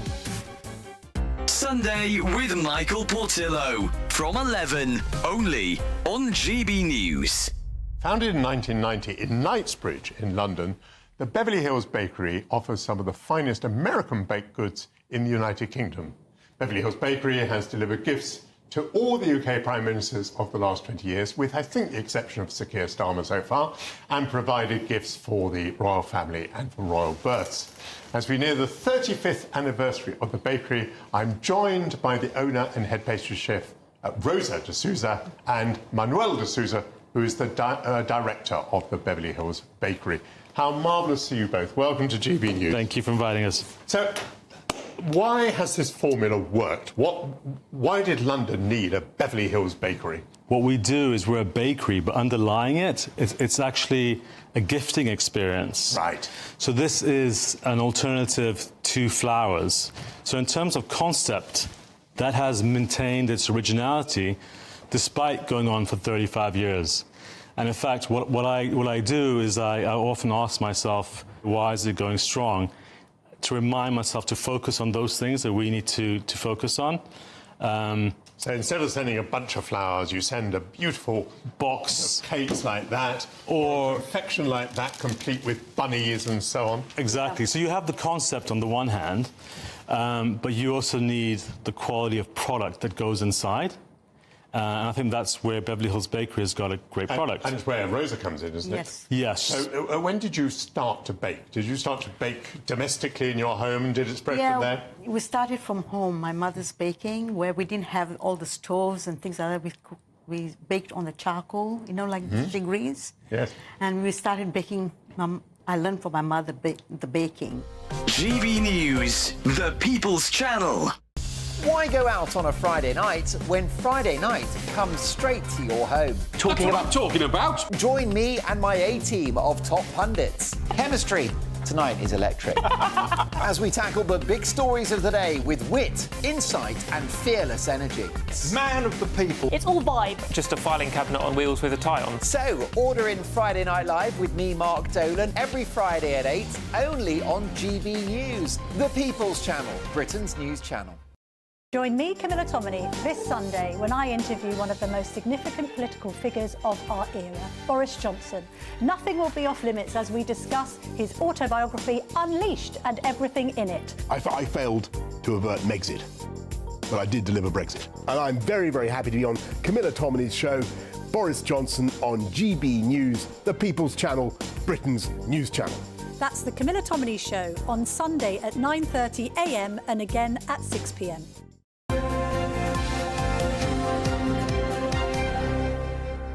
Welcome back. We're going to have a brief look at the papers with GB News senior political commentator Nigel Nelson and former Conservative advisor Claire Pearsall. Very good morning to the two of you.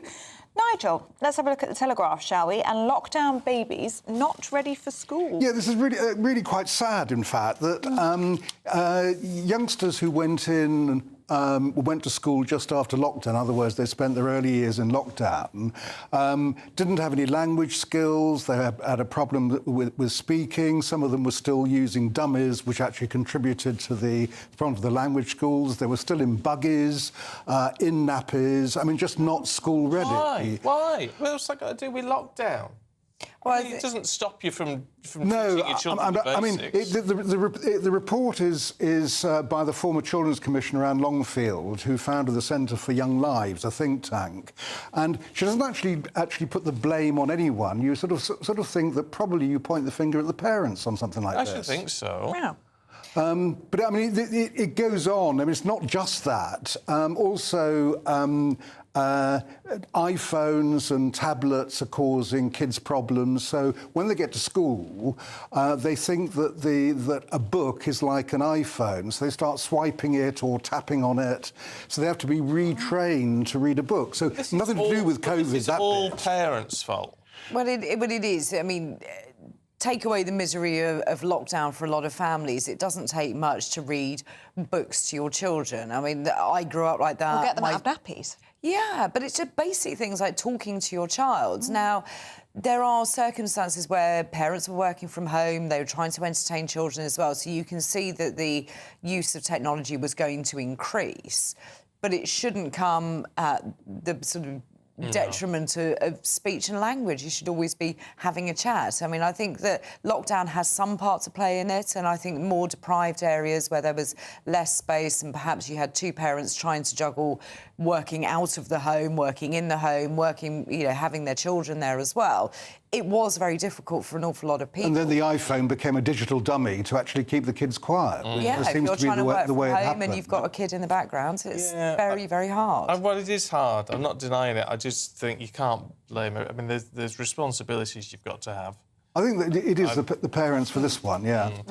Claire, can we have a look at the Times and a sub-postmaster, who's in jail for murder, is thinking that the Horizon scandal... To be fair, I know what you think, because as soon as I saw this headline, I thought the same thing, saying, oh, well, the Horizon scandal could get him out of jail. Yeah. But actually, a lot of the key evidence against him was based on Horizon.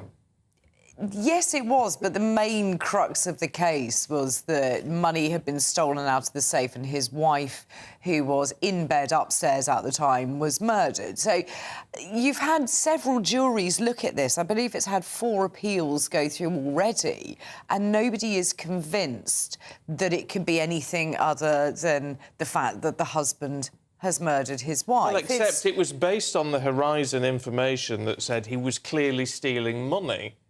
I'm not sure from that the that... post office, which obviously is a slight on his character, and it could obviously very well be the case that he wasn't stealing money, it was a software problem. Well, absolutely, but then why does that allow you to take £16,000 out of a safe and murder your wife and suggest it was an armed robbery? I think that the two issues are very easily conflated. But the argument is, of course, that it was a robbery. That is the argument that's been brought forward, and that is what has been denied by juries who have looked at the case. I mean, I think unless there is some really specific evidence that can pinpoint that he was in a different place at a different time and there definitely wasn't anything against him, I'm sorry, it does feel a little bit like trying to use the Horizon scandal to cover up. And that's exactly what the victim's happened. family have said. Yeah. Her parents have spoken saying that he's exploiting the Horizon scandal for his own. It does feel like I don't know, though. It's the idea that it was a stage robbery is because he was already stealing money from the post office. But you want to be his barrister. Which may not be the case. Yeah. I don't know, I just think it needs to be looked at. I do think it needs to be looked at. How long have we got? We've got a minute. 1 minute. What should we choose? Well, the Sunburb.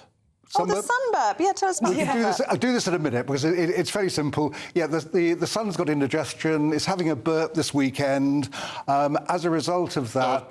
a solar flare. It's already happened. The solar flare already started on Tuesday. I've been a bit of a geek about this because it's very... Well, it's doing an awful lot more burping than on that basis. I mean, the bad boy belch is snappily called AR3842. He's in the Daily Star, no surprise. So the bad news is that we could find our radios going off and a lot of communications problems. Good news is the Northern Lights might pop up again. Yeah, it'd be huge for Northern Lights. Oh, that'd be nice. I missed it last time. I was asleep. It was great last time. Oh, it was fantastic. Yeah, so I need to... Hopefully that's one Hopefully positive. there's no clouds in the sky. Yeah, let's hope that'll scupper the rest of us. So wipe out our phones and Wi-Fi, hopefully not permanently.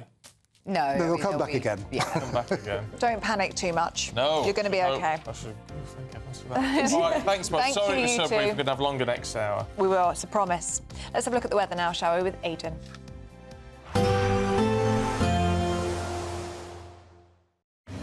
A nice bright morning will generate a lovely warm day, right through to the evening. Boxed Solar, sponsors of weather on GB News. Hi there, good morning. Welcome to the latest update from the Met Office for GB News. It's a fine start today for most of us. Sunny spells continuing into the afternoon, but it will turn increasingly cloudy and damp as the day progresses in the far northwest. In fact, already some light outbreaks of rain are pushing into the Western Isles.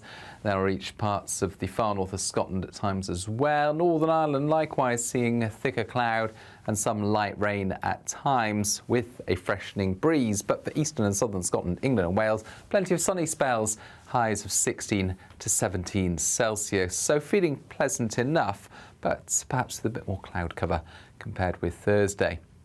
We see those clouds persisting into the evening for much of Scotland and Northern Ireland. Some persistent damp weather for western Scotland, but eastern areas, well, some late sunshine just before it goes down. Northern and central England, plenty of sunshine. Northern Ireland, though, a lot of cloud and some outbreaks of mostly light rain.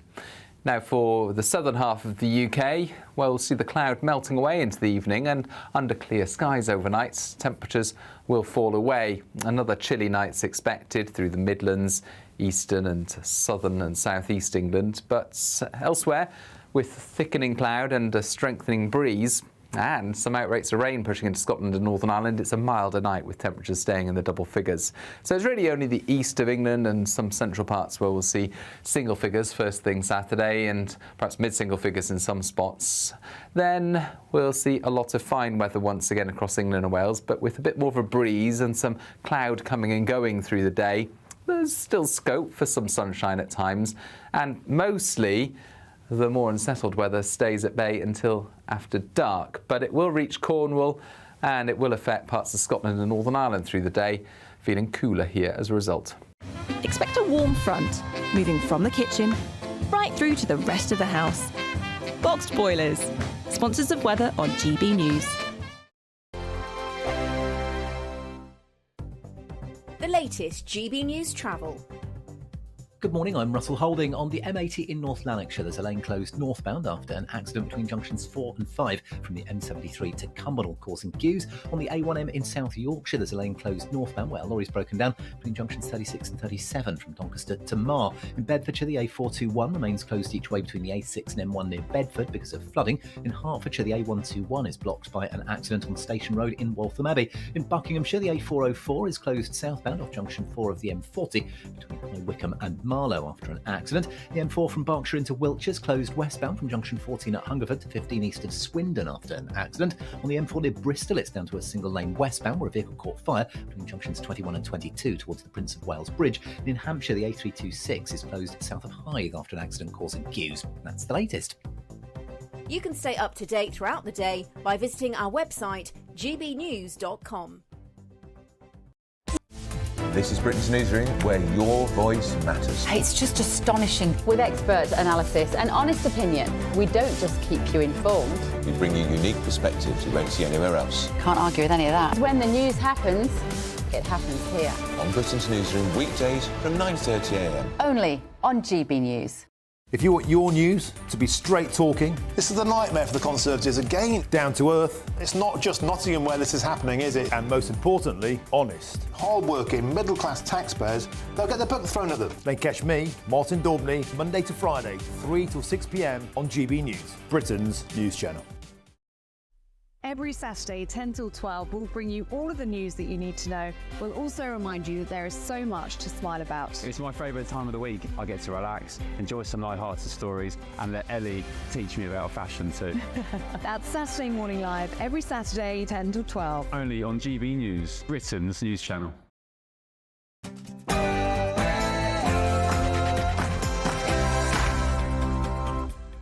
Good morning. Sir Keir Starmer is set to give sovereignty of the Chagos Islands to Mauritius, ending over 200 years of British rule over the territory, sparking fears Gibraltar and the Falklands could be next. Well, Boris Johnson gave his reaction to GB News. It's nonsense. It's total nonsense. Why are we doing this?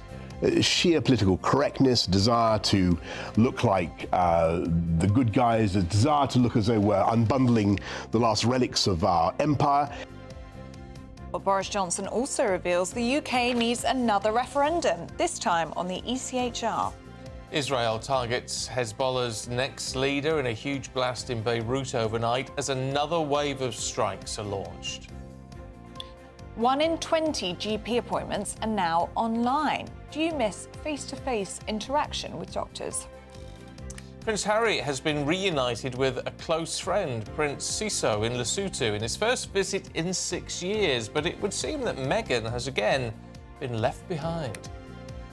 And sport in the Europa League, the pressure on Erik ten Hag continues as Manchester United blow a 2-0 lead at Porto and end up having to score in the last minute to draw 3-3. Spurs win in Hungary, Rangers lose at home to Lyon, and win to the Europa Conference League for Chelsea and Hearts. And in sailing, we head to Barcelona very shortly. As later today, all going well, Britain could find themselves in their first America's Cup final in 60 years. It's a fine Friday as far as the weather's concerned for many of us, although not for everyone. More unsettled Atlantic weather is starting to move in some areas. I'll have the full details in the forecast coming up soon. It's just gone 8 o'clock. I'm Stephen Dixon. I'm Ellie Costello, and this is GB News Breakfast.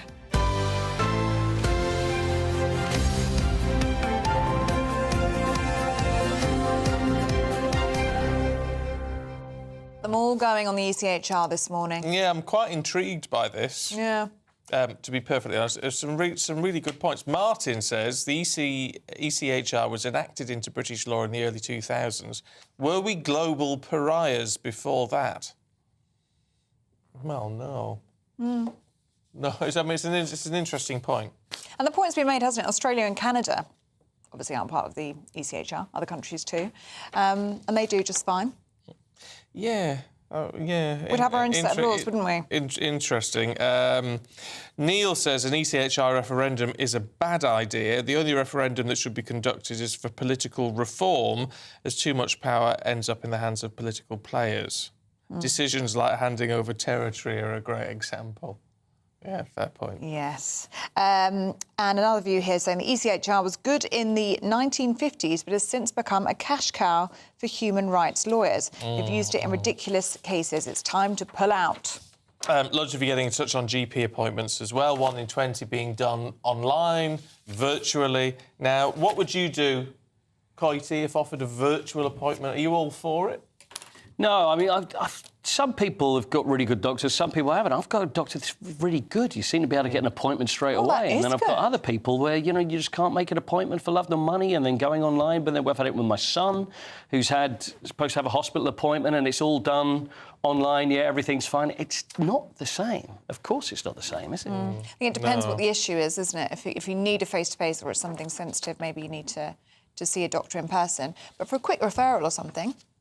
Well, I just think, show me your rash online. It's not really going to... It's not going to fly, is it? Not really. No. That's who else is in the room, you know what I mean? Yeah. Charles says at my surgery you can't even book an appointment. Oh. You have to be triaged and they decide if you are worthy of being talked to. He says getting a face-to-face is like finding the mythical unicorn. Yeah. Well, and then often... you have to deal with someone who's either on reception and, can you explain what the problem is? Oh, I always refuse. You know? And it's like, well... Do you? Yeah. If you can't tell me what the problem is, then I can't... It's like, well...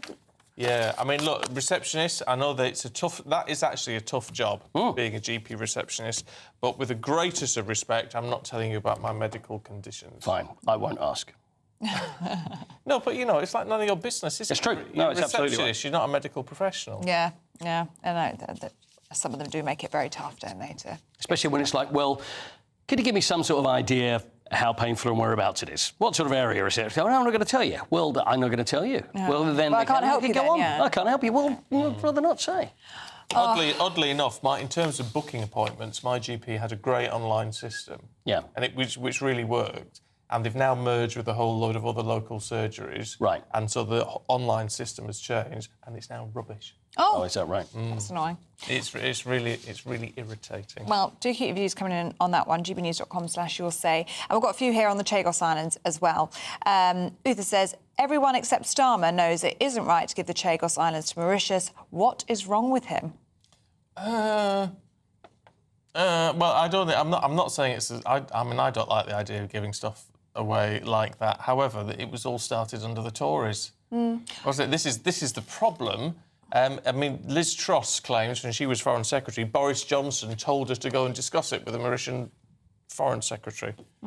So that's the issue, isn't it? And mind you, the Prime Minister is facing a backlash over that decision. There have been, as I say, years of negotiations over the islands in the Indian Ocean.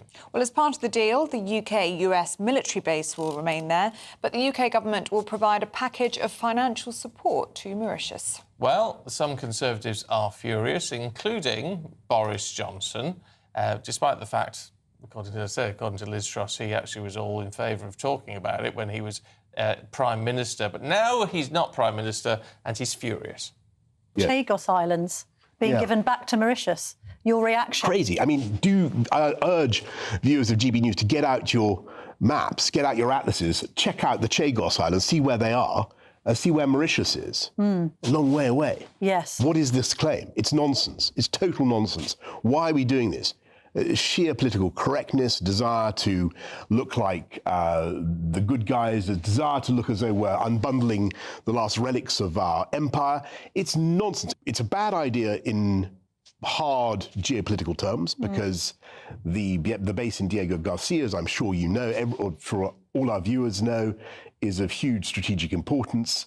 for the US, for the West, and it's a key component of the Anglo-American alliance. It's one of the things we bring to the table, has been for decades.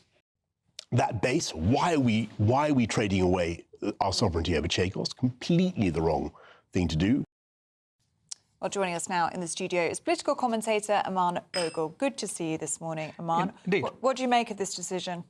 Well, look, I think it's a wrong decision. It was wrong when it was started to be debated under the previous government, and it's wrong now that Starmer has surrendered British sovereignty to give away the Chagos Islands. But now that it is done, short of, taking back the Chagos Islands, I think what we ought to be doing is do everything possible within our geopolitical might to stop the Chinese communists from taking over yet another Indian Ocean region island for their own nefarious hegemonic purposes. And I think to that end, what we've seen over the last 2 years is the Indians putting up a base and an airstrip working with Mauritius in the Agalega Islands, which is also another part of the Mauritius archipelago. And I think that's what we ought to be doing. Yes, sadly, we are now going to have to be paying for the Diego Garcia base, but we need to do everything possible to stop Chinese influence. We've already seen what's happened in Maldives with Chinese influence, and that is what we have to be doing. I mean, we've got to bear in mind, Diego Garcia as a military base is, strategically very important. It's also a big setup. I mean, it's particularly important to the United States. I mean, it isn't going anywhere, is it? It's not going anywhere, but, the fact that it's no longer under our jurisdiction, how can we guarantee it any further? And the fact that we'll still be paying Mauritius heaps amount of money for a very long time to continue having the use of that. But as I said, now that it is done, we need to do everything possible to restrict China's influence, because that can only be bad news. What does this mean for Gibraltar? What does this mean for the Falklands? Do you think this sets a dangerous precedent? Well, not just a dangerous precedent, but I think it also reduces global Britain's position in the world as a maritime nation, and B, a nation which can defend its national interests around the world. We've already seen yesterday David Lammy resetting our relationship with the Republic of Ireland. Now, I stood for Parliament in Northern Ireland, and I see all the various angles on how that a nation is. However, having said all that, what next? As you said, is Gibraltar safe? Is the Falkland Islands safe? Is even Northern Ireland going to be siphoned off, as it already has economically, to the EU and the Republic? What do we make of the fury, though? I mean, we've obviously been playing a clip all morning. Boris Johnson doing his interview with Camilla Tominey. He's, outraged. It's crazy. Except as Liz Truss's people have been messaging in this morning saying, well, he asked her to start these negotiations, to have these meetings. Well, and it took David Cameron to stop it in his tracks when he became Foreign Secretary. But this is a larger question of the calibre and the convictions of our senior politicians as to why was anyone even prepared to even start a debate or discussion on giving away British sovereignty. It should be a no-go area, and it should be a united cross-party political consensus on this. And this is what we have to ask at the ballot box as to, well, what sort of politicians are we electing into place which can be happy to consider giving away British sovereignty. OK. Aman, good to talk to you this morning. Thank Indeed. you. See you a little bit later on. Well, staying somewhat with Boris Johnson, Conservative Party Chairman Richard Fuller has sat down with our political editor Christopher Hope in his latest podcast to chat about the former Prime Minister. Let's have a listen. First of all, at the time and still, I think removing Boris Johnson, whatever one might have thought about what went on or didn't go on at the time, was a mistake. And it was a mistake because that wasn't the question to be answered. If you wanted to change, you had to agree who the next leader was going to be. My personal view was also getting rid of someone who just won a general election was probably not going to end well, whatever happened. Well, apparently, Boris Johnson, in his book Unleashed, out on October the 10th, says getting some PR for that, isn't he? he would have won the 2024 general election if he was still in charge. Well, he's going to say He believes that. Yeah. I mean, you're going to say that, aren't you? Of course you are. He's still got loyalists that think it. I mean, it's self-promotion. Of course you're going to. Of course you're going to say that. There's no way of denying it, is there? No. I mean, maybe he would have done. I don't know. Well, he had the mandate, didn't he? Well, he had, he did. He did previously, but then, of course, the argument is that the mandate was there, but he didn't execute it. That's the point. He didn't, and that was the whole criticism of the Conservatives that they actually didn't. They promised the world, didn't deliver on any of it. There was no levelling up. There was Brexit was frankly. He said he got Brexit done. Well, it was botched, really. Brexit has been botched, and the whole illegal migration issue hasn't been resolved, which is what they said they were going to sort out. Never mind schools and hospitals and waiting lists and all that sort of thing, which have all gone mad. Well, he'd say he got Brexit done, vaccine rollout the quickest in Europe, and he did say he didn't get to solve Brexit. Unfortunately, he does say that in his interview with Camilla Tominey, which is out on Sunday, by the way, 9:30. And you can catch Christopher Hope's podcast out today, wherever you get your podcasts from. OK, 12 minutes past 8. Let's take a look at some other stories coming to the newsroom this morning. Well, huge explosions have been seen near Beirut airport last night and early this morning. The Israeli Defence Force had issued evacuation orders. The IDF has said on X that it's killed a senior Hezbollah leader. The Lebanese Health Ministry says 37 people were killed, 151 injured. The government has pledged nearly £22 billion to fund projects as it races to reach its climate targets. Plans include capturing greenhouse gases from polluting energy plants and storing them underground with new technology. And MPs will get a vote to change the laws on assisted dying this month. The conversation around the legislation has been in the spotlight a lot this year, with people like Dame Esther Ranson campaigning for a vote.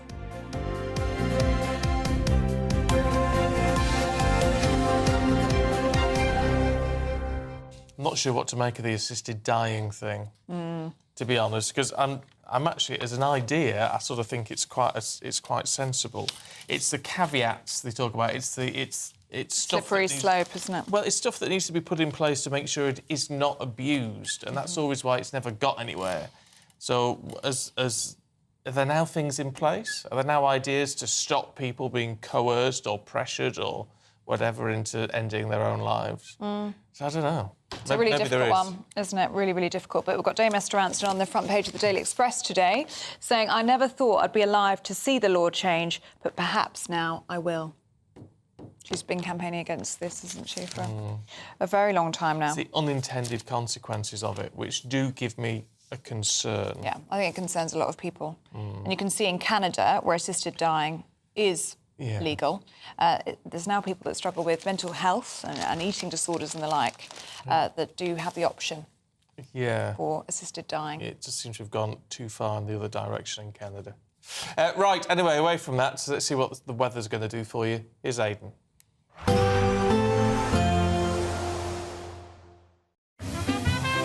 Heavy showers first thing will be followed by a warm, cosy day. Boxed Boilers, sponsors of weather on GB News. Hi there, good morning. Welcome to the latest update from the Met Office for GB News. It's a fine start today for most of us. Sunny spells continuing into the afternoon, but it will turn increasingly cloudy and damp as the day progresses in the far northwest. In fact, already some light outbreaks of rain are pushing into the Western Isles. They'll reach parts of the far north of Scotland at times as well. Northern Ireland likewise seeing a thicker cloud and some light rain at times with a freshening breeze. But for eastern and southern Scotland, England and Wales, plenty of sunny spells, highs of 16 to 17 Celsius. So feeling pleasant enough, but perhaps with a bit more cloud cover compared with Thursday. We see those clouds persisting into the evening for much of Scotland and Northern Ireland. Some persistent damp weather for western Scotland, but eastern areas, well, some late sunshine just before it goes down. Northern and central England, plenty of sunshine. Northern Ireland, though, a lot of cloud and some outbreaks of mostly light rain. Now, for the southern half of the UK, well, we'll see the cloud melting away into the evening, and under clear skies overnight, temperatures will fall away. Another chilly night's expected through the Midlands, eastern and southern and southeast England, but elsewhere, with thickening cloud and a strengthening breeze, and some outbreaks of rain pushing into Scotland and Northern Ireland, it's a milder night with temperatures staying in the double figures. So it's really only the east of England and some central parts where we'll see single figures first thing Saturday and perhaps mid-single figures in some spots. Then we'll see a lot of fine weather once again across England and Wales, but with a bit more of a breeze and some cloud coming and going through the day. there's still scope for some sunshine at times, and mostly the more unsettled weather stays at bay until after dark. But it will reach Cornwall and it will affect parts of Scotland and Northern Ireland through the day, feeling cooler here as a result. Even though we'll see a cloudy start, it'll be a bright outlook for the rest of the day. Boxed Solar, sponsors of weather on GB News. Right, time to give away £36,000. It could be yours. It's our biggest cash prize of the year. If you want to be in it, here's how. This on demand. Good luck. Yes, good luck indeed. Now, still to come, Prince Harry makes another solo trip to Africa to represent a youth HIV charity. That's next. Join me, Camilla Tominey, this Sunday when I interview one of the most significant political figures of our era, Boris Johnson. Nothing will be off limits as we discuss his autobiography, Unleashed, and everything in it. I failed to avert Megxit, but I did deliver Brexit. And I'm very, very happy to be on Camilla Tominey's show, Boris Johnson on GB News, the People's Channel, Britain's news channel. That's the Camilla Tominey Show on Sunday at 9:30 a.m. and again at 6 p.m. If you want your news to be straight talking, this is a nightmare for the Conservatives again. Down to earth. It's not just Nottingham where this is happening, is it? And most importantly, honest. Hard-working, middle-class taxpayers, they'll get the book thrown at them. They catch me, Martin Daubney, Monday to Friday, 3 till 6 p.m. on GB News, Britain's news channel. Good afternoon, Britain. Weekdays from midday.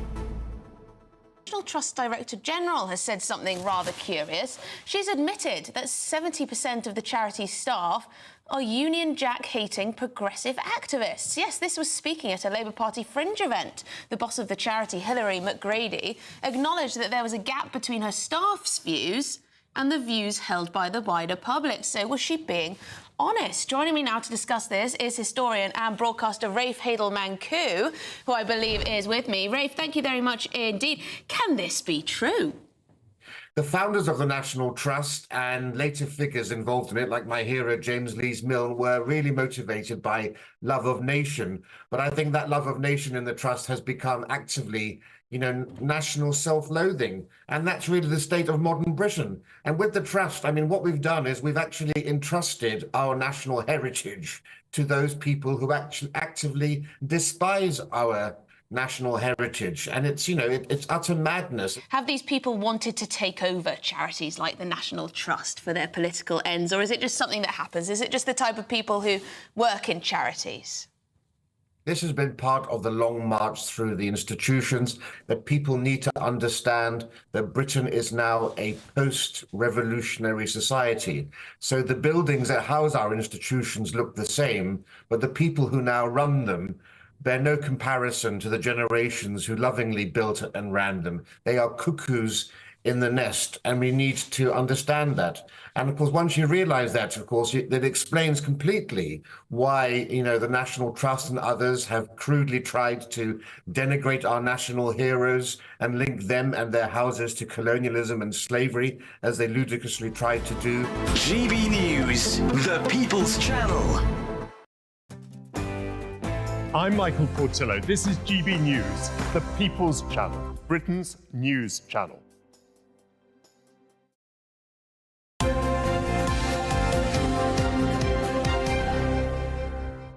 Welcome back to Breakfast, and a special welcome if you're listening on GB News Radio. If you're in your car on the way to work this morning, and a reminder, if you are watching us at home on your telly, you can take us with you in the car. There's no excuse. We can be everywhere. We're everywhere, aren't we? No excuse. You're not being told off. We're everywhere. But no, yes, you should. No, but you don't need to leave us, is my point. It's very good, actually, having it on the radio. Just around the house, you can dip in and out that way. You have it on the radio for Rex. The dog is currently listening. Morning, Rex. Morning, Rex. Sit. Good boy. So, because he's on his own this morning, so he is listening. So he knows more about the news than anybody. He's a very well-informed dog. Very clever boy. Anyway, lots of you getting in touch on the Chagos Islands this morning. Kathy says Starmer hasn't just compromised our security, but he's compromised our allies as well, handing over the Chagos Islands to Mauritius. Yeah, Susan, this is an interesting point. So it's easy to say Ukraine should give up sovereign territory, But giving up the Chagos Islands, which no one had heard of until yesterday, is a big deal. Oh. John? Fair point, because I bet not many of us knew about the Chagos. Diego Garcia, probably aware of, because of the base. Yes. But you know, Chagos Islands as such, you weren't overly familiar with. John's made an interesting point, saying that Mauritius has no legitimate claim to the Chagos Islands. This decision is based on left-wing obsession with anti-colonial ideology. Yeah. Well, that's essentially what Boris Johnson said to Camilla Tominey, isn't it? It's being seen to do the right thing. It's yes, which is a fair point to very make, PC. except Boris Johnson started the process of discussing it. He started the negotiations, according to Liz Truss, when she was Foreign Secretary. Which then, I mean, someone says everyone except Starmer knows it isn't right to give the Chagos Islands to Mauritius. What's wrong with him? Well, lots of people seem to... I mean, it started under the Tories, which is a ridiculous thing, because obviously the Tories are particularly sort of pro-Gibraltar. There's a very big thing in Gibraltar, never mind the Falklands.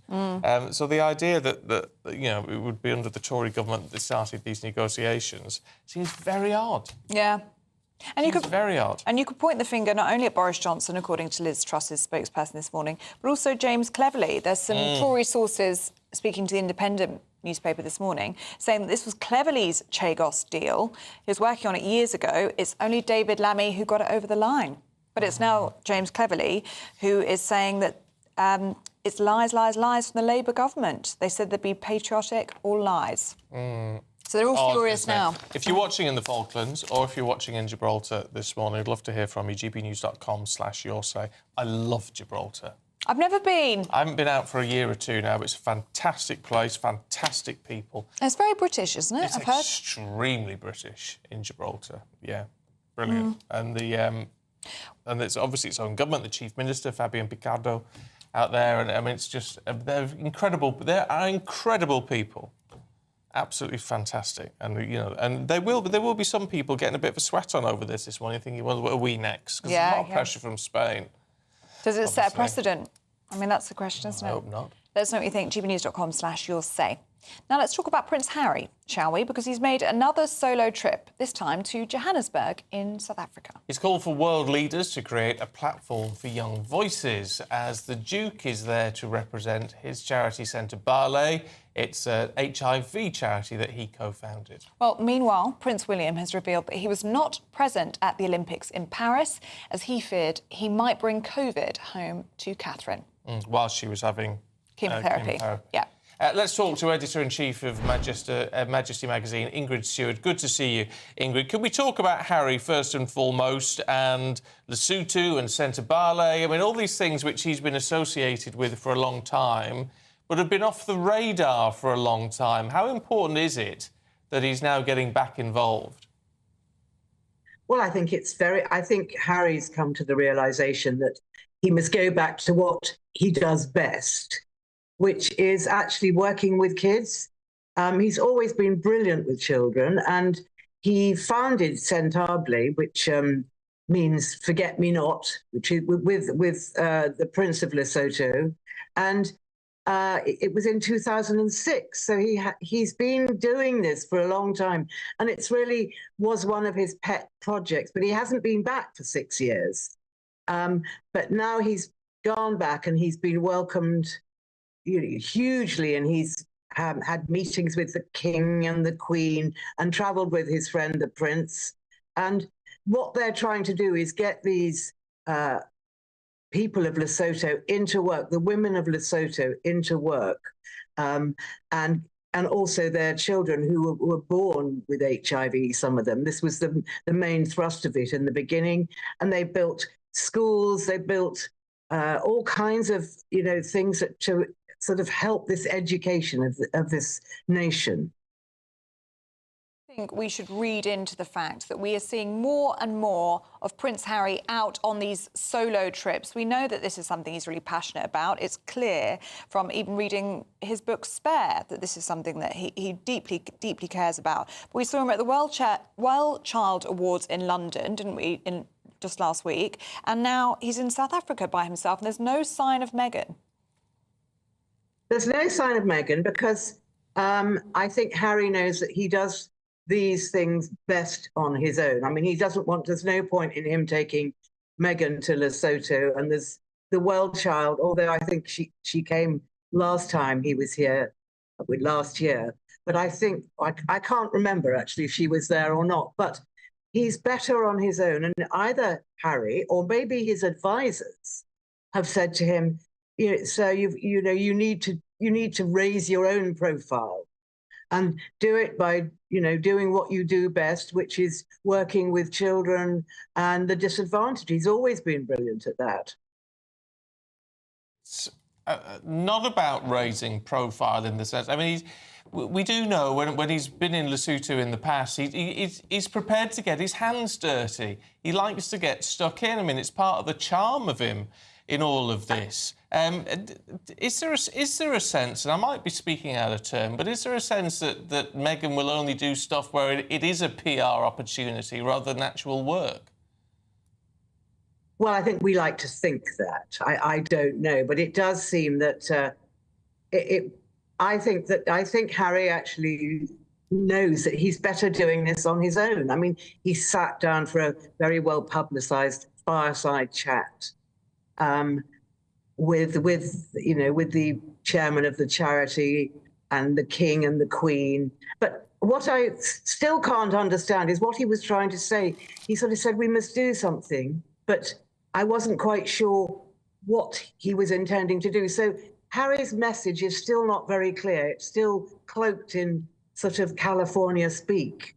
So I feel that he needs to get out more, because when he does speak, when he's actually giving a talk, he's very eloquent. But from this Lesotho trip, I couldn't quite get what he was trying to do. Maybe he was just trying to raise the profile of the charity, but it's very much better for him to do it without his wife, because otherwise attention's deflected onto her and what she's wearing. That's a good point. Ingrid, good to see you this morning. Thank you very much indeed. Thank you. I think it's nice to see Prince Harry do things for a really important cause, like HIV charities in South Africa. He's been passionate about this for such a long time. I think it's nice to see him do that. It comes from his mother, and it's phenomenal, and it is great seeing him do all of this sort of thing. But you shouldn't have to do stuff on your own, should you? You should be working as a cohesive unit. I know. To be able to do stuff together and that not detract from what you're trying to achieve. But I think Ingrid's got a point that I think it becomes a different story altogether, doesn't it, when the two of them are out together? It does. I hate to moan about anyone or disparage anyone, really. It's so nice. But you can't help but wonder. Yes. Well, let us know what you think. You will have a view. gbnews.com/you'll say. Paul Coyte's going to be here in a minute. We're going to be going live to Barcelona. Barcelona. Thank you, yes. To hear about our chances of making it into the America's Cup. That's next. The latest GB News travel. Good morning, I'm Russell Holding. On the M80 in North Lanarkshire, the inside lanes closed northbound after an accident between junctions 4 and 5 from the M73 to Cumbernauld, causing queues. In County Down, the A20 is closed each way along Portaferry Road at Grey Abbey after an accident with queues each way towards there. On the M6 in Cheshire, 2 lanes are closed southbound after an accident between junctions 18 and 17 from the Middlewich and Holmes Chapel turn to Sandbach, causing queues. In Hertfordshire, the A121 is closed each way along Station Road in Waltham Abbey after an accident. In Buckinghamshire, the A404 is closed southbound off the M40 between High Wycombe and Marlow after an accident. The M4 from Berkshire into Wiltshire is closed westbound from junction 14 at Hungerford to 15 east of Swindon after an accident. And a couple of problems in Hampshire. The A335 is closed along Wide Lane in Eastleigh where a vehicle's overturned, and the A326 is closed after an accident south of Hythe. You can stay up to date throughout the day by visiting our website gbnews.com. Welcome to State of the Nation, daily plunge into the stories shaping our country. I'm Jacob Rees-Mogg, and Monday to Thursday we bring you the insights, the facts, the truth about how our country is being governed. Because what happens in Downing Street matters down your street. Tune in to State of the Nation every Monday to Thursday, 8 to 9 o'clock. Only on GB News, the People's Channel, Britain's news channel.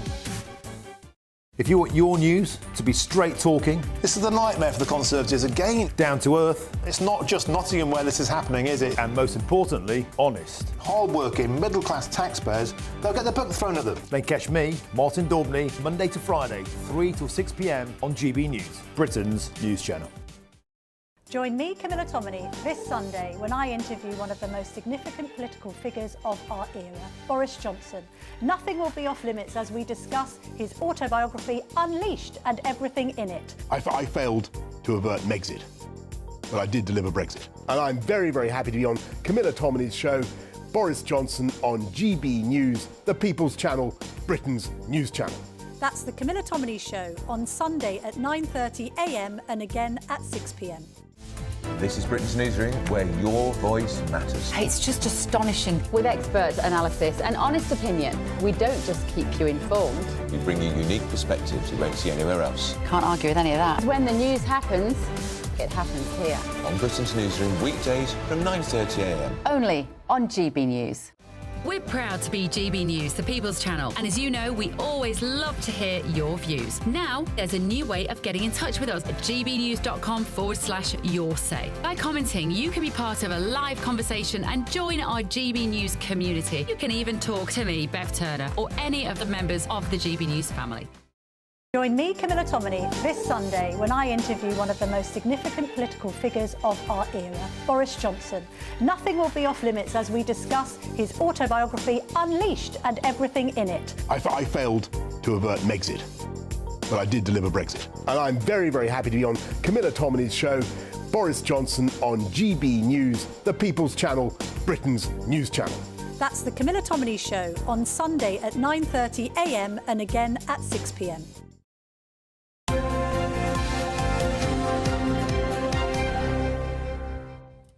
Right, let's have a look at all the sport for you with Paul. We're sailing away, Paul. Yes, well, ahoy there. Ahoy there. Well, after what we did yesterday, we went through all these sailing terms, didn't we? Yeah, and people loved it. And a huge amount of sailing terms that are used in everyday language. And I swear this is true. I was out with a dog yesterday, and a gentleman came up to an ahoy there. And there you go. So either he thought I was a sailor or I'd been watching the show. Well, I think it's probably the latter. I think it probably is. Anyway, the America's Cup. It's very long and complicated. Britain and Team Ineos, Team Britannia, are going against Team Luna Rossa from Italy. They're 6-4 up at the moment. You know what? I'm just going to stop trying to explain it and have someone that does know what he's talking about. It's our friend, and he's a sailing broadcaster. Alec Wilkinson joins us now from Barcelona. Morning, Alec. Morning, Paul. Listen, it's long, but it's not really complicated. I know it isn't, but the thing is, I managed to make the simplest thing sound very, very complicated. Stephen's very excited because he didn't know you were coming in on. I didn't know. We used to work together years ago, Alec. We did, for a long time. Yeah. You haven't aged a bit. No, this is true. See, I thought we were going to talk sailing. I didn't think we were doing an edition of This Is Your Life. Yeah, but, you know, that's fine. You get on, Anyway, do you remember this voice? Now, let's talk about the America's Cup. 1851, I know that for a fact, and it was just America and Britain sailing around the Isle of Wight, and we still have never won it. How on earth has it come this long and we've still never done it, and how close are we going to get this time? Well, we're close. We've never been as close as this now. We haven't been in the actual America's Cup match since 1958. So ever since the Challenger Series, which is basically a qualification series, was introduced back in 1970, Britain has never qualified, and we are now one win away from that. So we've never been in a better position. What's the difference now? Is it to do with Jim Radcliffe's money? Is it the amount of millions that are being pumped into this to get... I mean, we've got Sir Ben Ainslie, of course, the greatest Olympic sailor who's done this before. So what is the difference now after all this time? Well, I think the parts are all coming together. So in the past, we might have had the money, the backer, but not the sailors. Or we've had the sailors, but not the backers. But this time, you know, with Jim Ratcliffe's money, the the connections that the team has made to Mercedes in Formula One, the information and the experience they've got tapping into, the Ineos Grenadiers cycling team, and then, of course, some of the best sailors in the world. That is all coming together. And we're there. We're on the cusp of making it into the America's Cup match itself. This really should be a huge story. We're making a big deal about it because I think it's pretty important. But for something that's been, and it's the longest running sporting occasion I know that's been run ever, isn't it, since 1851, everybody should be talking about this. Now, how does it work exactly? Is it just a simple race? And what is the race? Because I know we only need one more to beat the Italians today to actually go in to the America's Cup itself. So things, I think, in Britain, information's been a little bit quiet at the moment because we started this qualification process about a month ago. And then it came down to the semi-finals. Ineos got through the semi-finals, then the finals, and it's best of 7. And it's now 6-4 to the British team. So today we've got 2 races planned. Just one win will see them through to the America's Cup match. If they do that, then we've got about a week, 10 days before the America's Cup actually gets underway, and that is just between 2 teams. Whoever wins this qualification series could be Ineos Britannia today, and then the holders, the defenders of the America's Cup, who are Team New Zealand. Now, a quick question then for those landlubbers, those 2 over there. How does the race work? Is it just one? It's just one distance. You go off around a buoy and come back again. How does the race go? So you enter the start box 2 minutes before the start, and that's in this. It's called match racing. So it's 1 against 1, boats wise, and they try and get the best start off that line. They try and get the advantage, and there's all sorts of cat and mouse fighting that goes on before the start. And then it's 8 legs, so they go upwind, downwind, upwind, downwind, and they do that 8 times, and then they cross the finish line at the bottom of the course. So it's a lot of strategy. There's a lot of tactics involved. I know there's not a needle between the 2 captains, and we're very excited about it. Is it going to happen today? How confident are you? And can finally we actually win the America's Cup by beating New Zealand? Is it a distinct possibility? Well, so if whichever team does come through, and at the moment it's looking like it's going to be the British team of Sir Ben Ainsley, if they come through, I can't remember in recent history, recent America's Cups, a qualification series that's been so tough to win. Yeah. And what does that mean? That means that by the time they meet the defenders in the America's Cup itself, they'll have tested everything, they'll have improved everything, and they will be match fit and ready to go. Alec, really good to speak to you. Stephen's even happier to have a proper sports broadcaster on this show as well. An actual professional. It's really nice to see you, Alec, after all these years. And you, Stephen. Great job. Thanks a lot, Alec. We'll speak to you next week again, hopefully, and find out more about what's going on. He's a lovely man. Yeah, very good. That was a lovely on-screen reunion. Yeah. Wasn't that nice? Yeah. I didn't know he was doing sailing stuff. Well, there you go. And also, a couple of days ago, we had it where he was actually standing in the dock, but unfortunately, the Wi-Fi was not good enough. It looked fantastic. But then, so that's why he was in a room. He's in Barcelona. So good luck, Team Britannia, later this afternoon. Yes, yeah, absolutely. best of luck. Great if we did all of that. Paul, thank you. Pleasure. Ahoy there, my friend. Thanks, Boise. Can't say ahoy when you're leaving. I don't know what goodbye is. It'll be like aloha, but the sailing version. Right, papers in just a moment. Don't go anywhere.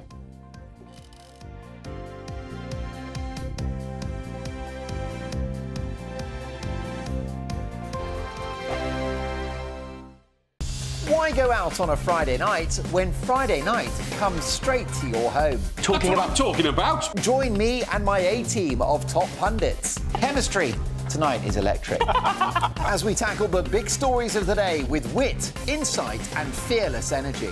Man of the people. It's all vibe. Just a filing cabinet on wheels with a tie on. So, order in Friday Night Live with me, Mark Dolan, every Friday at 8, only on GB News, the People's Channel, Britain's news channel.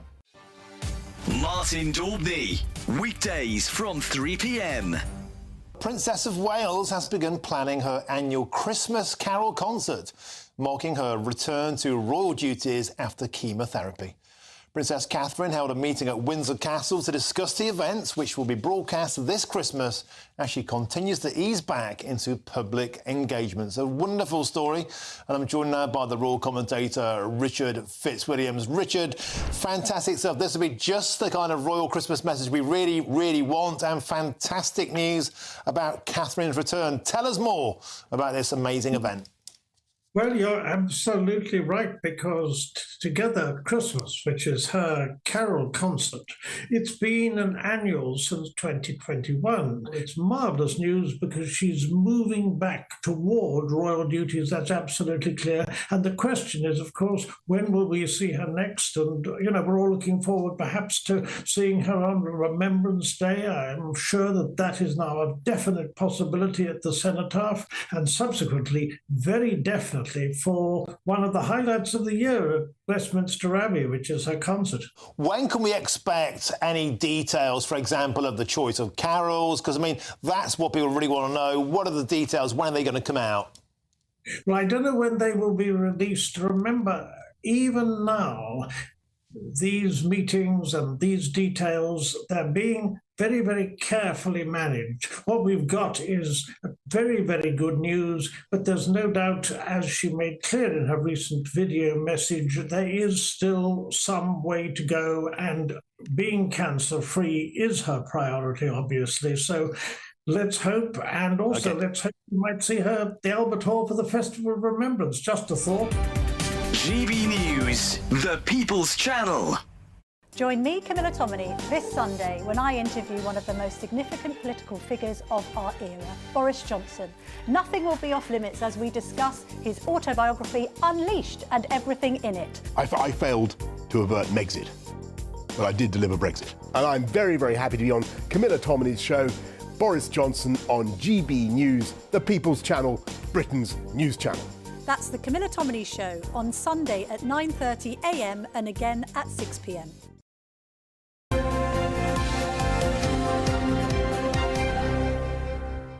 Right, time for the papers with our senior political commentator Nigel Nelson and his good lady, so long-suffering wife, former Conservative advisor Claire Pearsall. Good morning to you both. Good morning. Good morning, you two.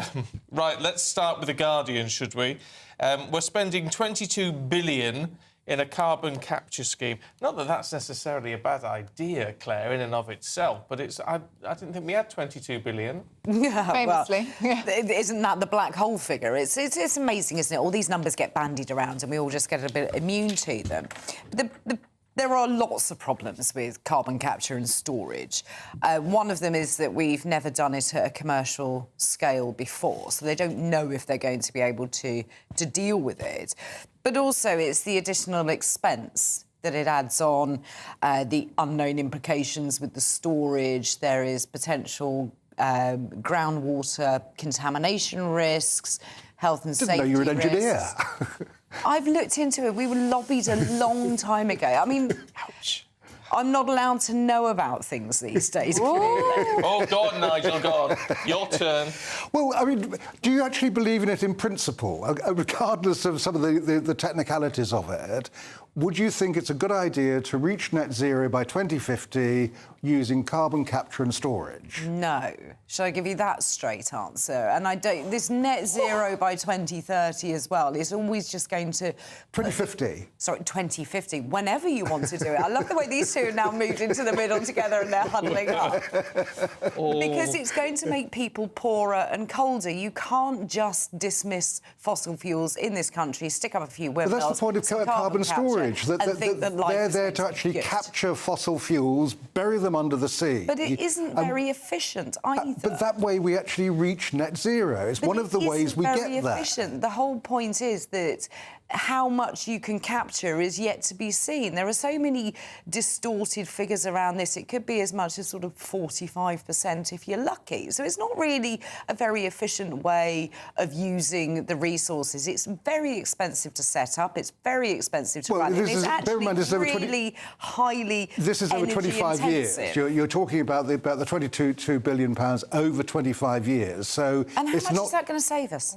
How much is that actually going to save us when it's so energy intensive? This is where we go back to the original question about whether you believe in the principle of doing it because we need to reach net zero by the target. Why? Why is there this absolute we must reach it? Because we've signed up an agreement with 140 other countries that we will do our bit on climate change and reach that target by 2050. So looking at all of these different measures of trying to deal with it, different amounts of money that you're going to be spending when the grid itself can't take any extra. The grid itself is going to be at capacity. I'm just waiting for the first Ed Miliband blackout of the winter. I think we should run a little book on when that's going to be. This is very uncomfortable. I don't like it when Mum and Dad argue. Should we talk about something which is not controversial? VAT on school fees now. Well, first of all, it's the right thing to do because the taxpayer should not subsidise somebody else's choice. How you spend your money is a matter for you, but at the moment we have a system whereby private schools don't pay the full amount of tax, which means the money has to come from somewhere else, and that's us. Now, what the story is about is that 13,000 children will leave private schools as a result of the VAT being imposed in January. I'm not sure this is actually a figure that we need to think about too seriously. First of all, it's been done by the independent sector itself, so they have skin in the game. You can imagine that parents will say they'll withdraw their kids on the basis that they don't want to pay the tax. So that's the way that it might be reversed.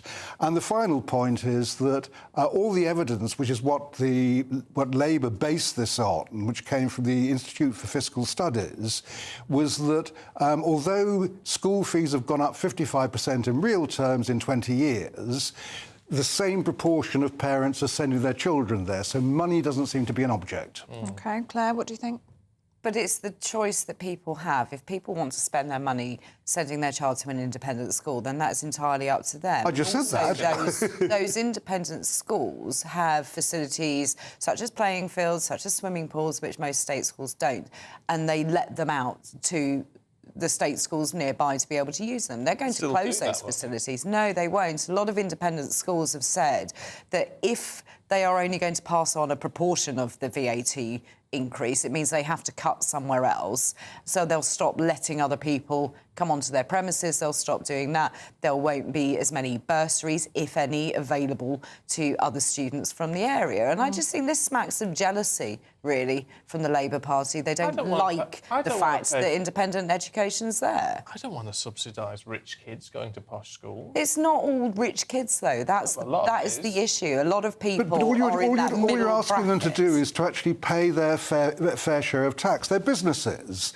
So on the basis of that they pay their fair share of tax, which means that we're not subsidising people's choice to go and send their children to an expensive private school. So what are the government going to do with the fact that if this amount of students leave the independent sector, they're going to come into the state sector where there are no spaces? I mean, Kent County Council have already said that we are full to the brim. This is our own county, are full to the brim. I know, I live there. All of the schools, yes, you do. All of those schools are oversubscribed at best. And a lack so of where teachers. are these spaces going to come from? Well, one of the points would be that this would pay for 6,500 more teachers. Yeah, but what's anyway. that? It's like a quarter of a teacher for every secondary school. Yeah, but I appreciate that doesn't solve the problem. If this figure was right, the real difficulty here is this is not an independent survey. It is one done by groups involved with the independent sector who've got an axe to grind. Yeah, fair point, isn't it? But the thing is, somebody's going to have to do the research, and if they have the access to those people in those schools, then you kind of look at it and say, OK, yes, it's going to be one piece of evidence you look at, but also you need to do some... Like a toothpaste company saying we don't brush our teeth. Come on. Yeah, but I suppose most people won't know, right? Until this comes in. Parents will try to keep their children in the school that they are in. They will. Of course. But for many parents, they are doing it by the skin of their teeth already. And the schools are still getting various breaks. And one of the original proposals was to take away their charitable status. They're keeping their charitable status, which means they don't pay any tax on profits they make.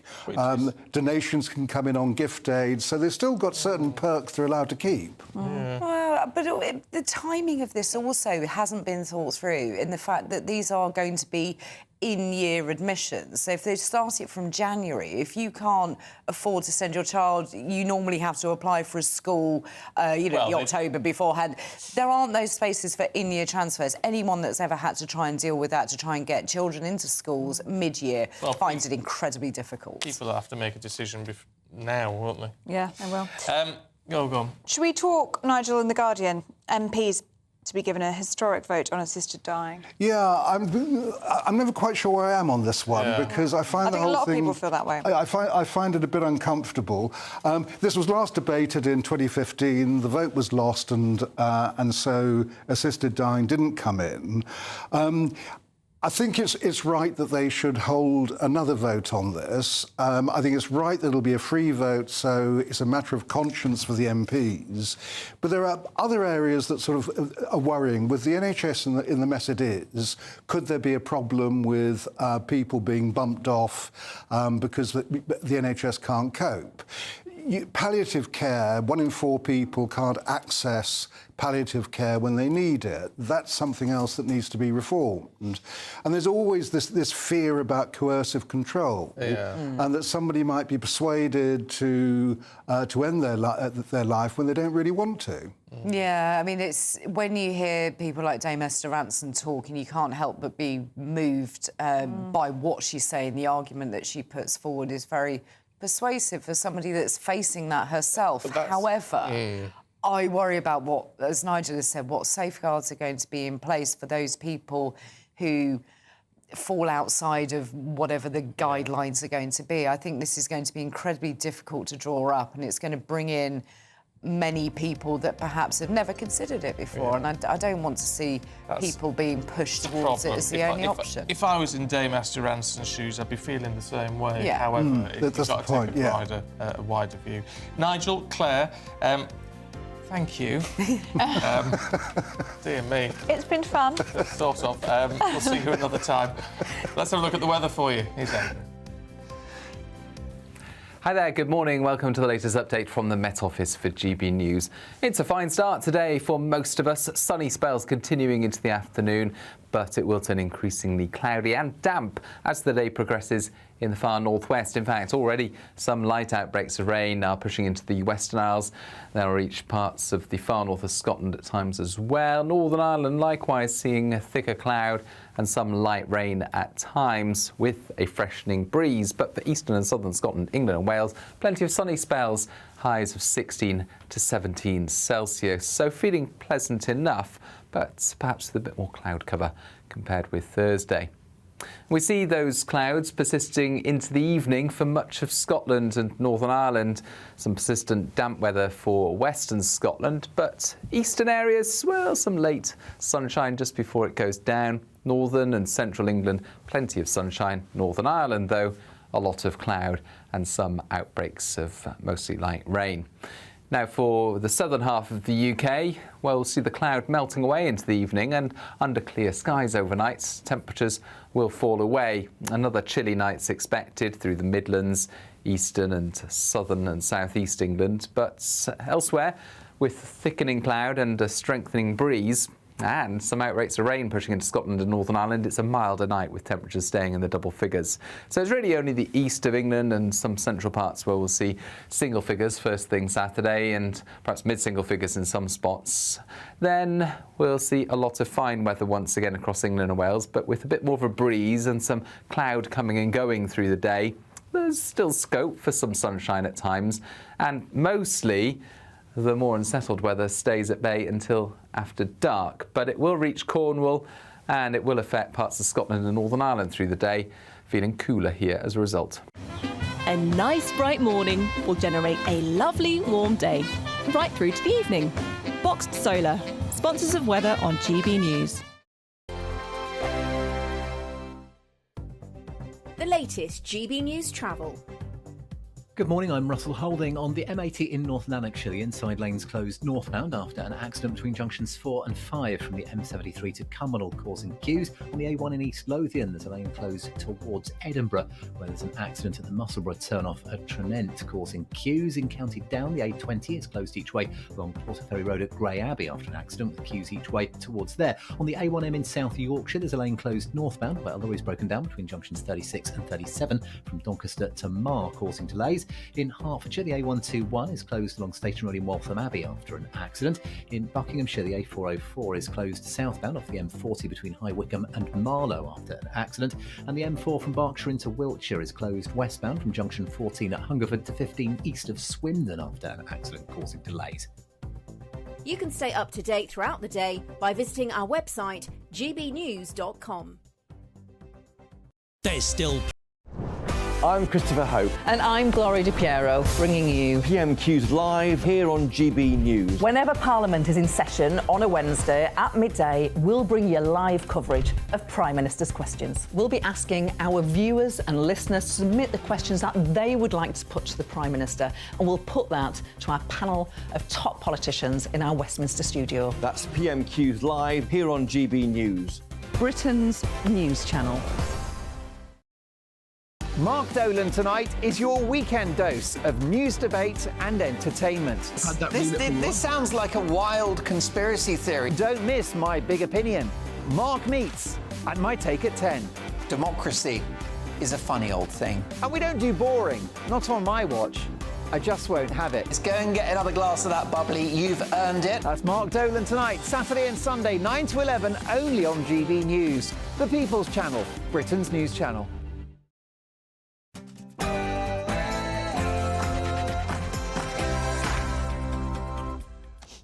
Very good morning to you. Sir Keir Starmer is set to give sovereignty of the Chagos Islands to Mauritius, ending over 200 years of British rule over the territory, sparking fears that Gibraltar and the Falklands could be next. Boris Johnson gave his reaction to GB News.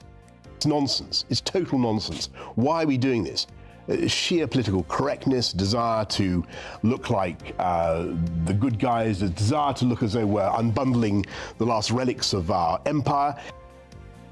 Well, Boris Johnson also reveals that the UK needs another referendum, this time on the ECHR.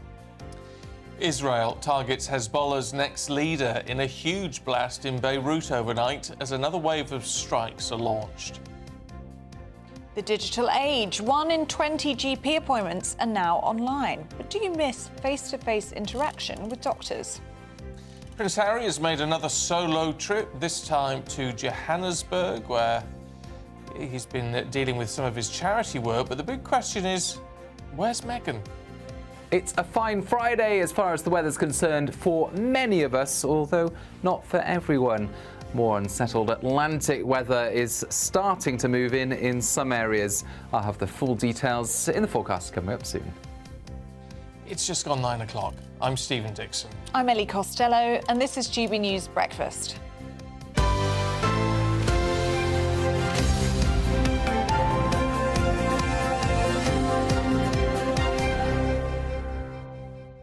I am slightly concerned about you. Why? Actually, genuine concern. Why? Because you did say in the break... What?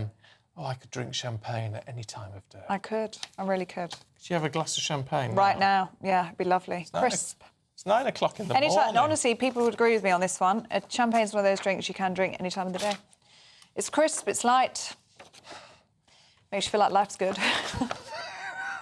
gbnews.com/you'll say if you agree with me. I won't be alone on this, trust me. No, probably not. But anyway, I don't have a glass of champagne. I have an empty... water glass. Yeah. Michelle has been in touch about Harry and his visits. I disagree with you on this one, I think, and I'm no Harry fan. She says, Harry is clueless. Guaranteed we'll see all these charitable visits on Netflix. Do you know what? I don't think... I mean, I could be wrong. I think he really, really cares about I agree with you on that. I think he does. And I think it's more about that. And let's hope to goodness that it moves away from... Well, it's nice to see him doing less of the Netflix, less of the Oprah, less of the tell-all interviews and more good for HIV charities in South Africa. At least it's for a good cause. Rita says no one is interested in Harry and his Markle. He may be doing more and more of these solo trips, but he's a hypocrite, so don't make him out to be a goody-goody. He's only doing this to raise his profile, nothing else. His speech is nothing but word salad, just like his wife's. Again, disagree with you, Rita, but I can understand where you're coming from, because, I mean... There's no sympathy You here. reap what you sow, and what he's sown over the past couple of years is getting him... Whereas in the past, people go, look at the amazing work he's doing. Now you're all cynical. Well, that's his own fault. Well, do keep those views coming in. Gareth on the Chagos Islands says, just because the Tories started the negotiations does not mean they were going to give away the Chagos Islands. They were going to negotiate ongoing rights. Oh, were they? I mean, maybe. But don't know, do we? That's not the implication we're getting from Liz Truss's team this morning. But who knows? It's politics. I mean, you take your pick, don't you, who you believe. The Prime Minister, though, is facing a backlash over that decision to give away sovereignty of the Chagos Islands to Mauritius, ending years of negotiations over the cluster of important islands that are strategically very important in the Indian Ocean. Well, as part of that deal, the UK-US military base will remain there, but the UK government will provide a package of financial support to Mauritius. Well, it's provoked some fury amongst Conservatives, including, we have to say, former Prime Minister Boris Johnson, who gave his thoughts to GB News. Chagos Islands being given back to Mauritius. Your reaction? Crazy. I mean, I urge viewers of GB News to get out your maps, get out your atlases, check out the Chagos Islands, see where they are, see where Mauritius is. A long way away. Yes. What is this claim? It's nonsense. It's total nonsense. Why are we doing this? Sheer political correctness, desire to look like the good guys, a desire to look as though we're unbundling the last relics of our empire. It's nonsense. It's a bad idea in hard geopolitical terms because the base in Diego Garcia, as I'm sure you know, or for all our viewers know, is of huge strategic importance for the US, for the West, and it's a key component of the Anglo-American alliance. It's one of the things we bring to the table, has been for decades. That base, why are we trading away our sovereignty over Chagos? Completely the wrong. Boris Johnson is furious, isn't he? Joining us now in the studio is political commentator Aman Bogle. Good to see you this morning, Aman. Indeed. I just wanted to share this tweet with you from Lord Ashcroft, who's posted on X, saying this is a strategic mistake, surrendering the Chagos Islands to Mauritius, with the US privately disagreeing with this decision, suspending certain arms sales to Israel and not supporting an increase in UK defence spending. He's asking the question, can Labour be trusted with national security? Well, I think if we do a very, not even a deep dive into it, let's be honest, the Prime Minister's been too busy taking freebies. The Foreign Secretary is more concerned about his skin colour than being able to perhaps even point out where the Chagos Island is on a map. Look, the Foreign Secretary went to the UN and he stood in front of the whole UN Security Council, and the first thing that came out of his mouth was talking about the colour of his skin. And that is not good enough when it comes to fighting Britain's corner in our national interest in terms of where geopolitics is. And this is what we are facing. Labour, in its first 100 days, have proven beyond any doubt they simply cannot be trusted when it comes to standing up in Britain's national interest. Giving away the Chagos Islands. Let's not forget, it was revealed yesterday that a very dear friend of the Prime Minister is actually the legal advisor on Chagos being given to Mauritius. Where does this end? We're not suggesting, are we, that the whole thing is a crooked deal. Well, look at it this way. The questions that this poses is not just about the Chagos. It also now raises huge questions on what Starmer is likely to give away to the EU in his bid to reset, supposedly, relations with the EU. All right, such as, what, Gibraltar? Well, Gibraltar I mean, is one. Because, I mean, self-determination is a key aspect of this, and he couldn't go against that with Gibraltar. Well, look at it this way. So the Chagos Islands have been given away without any parliamentary scrutiny.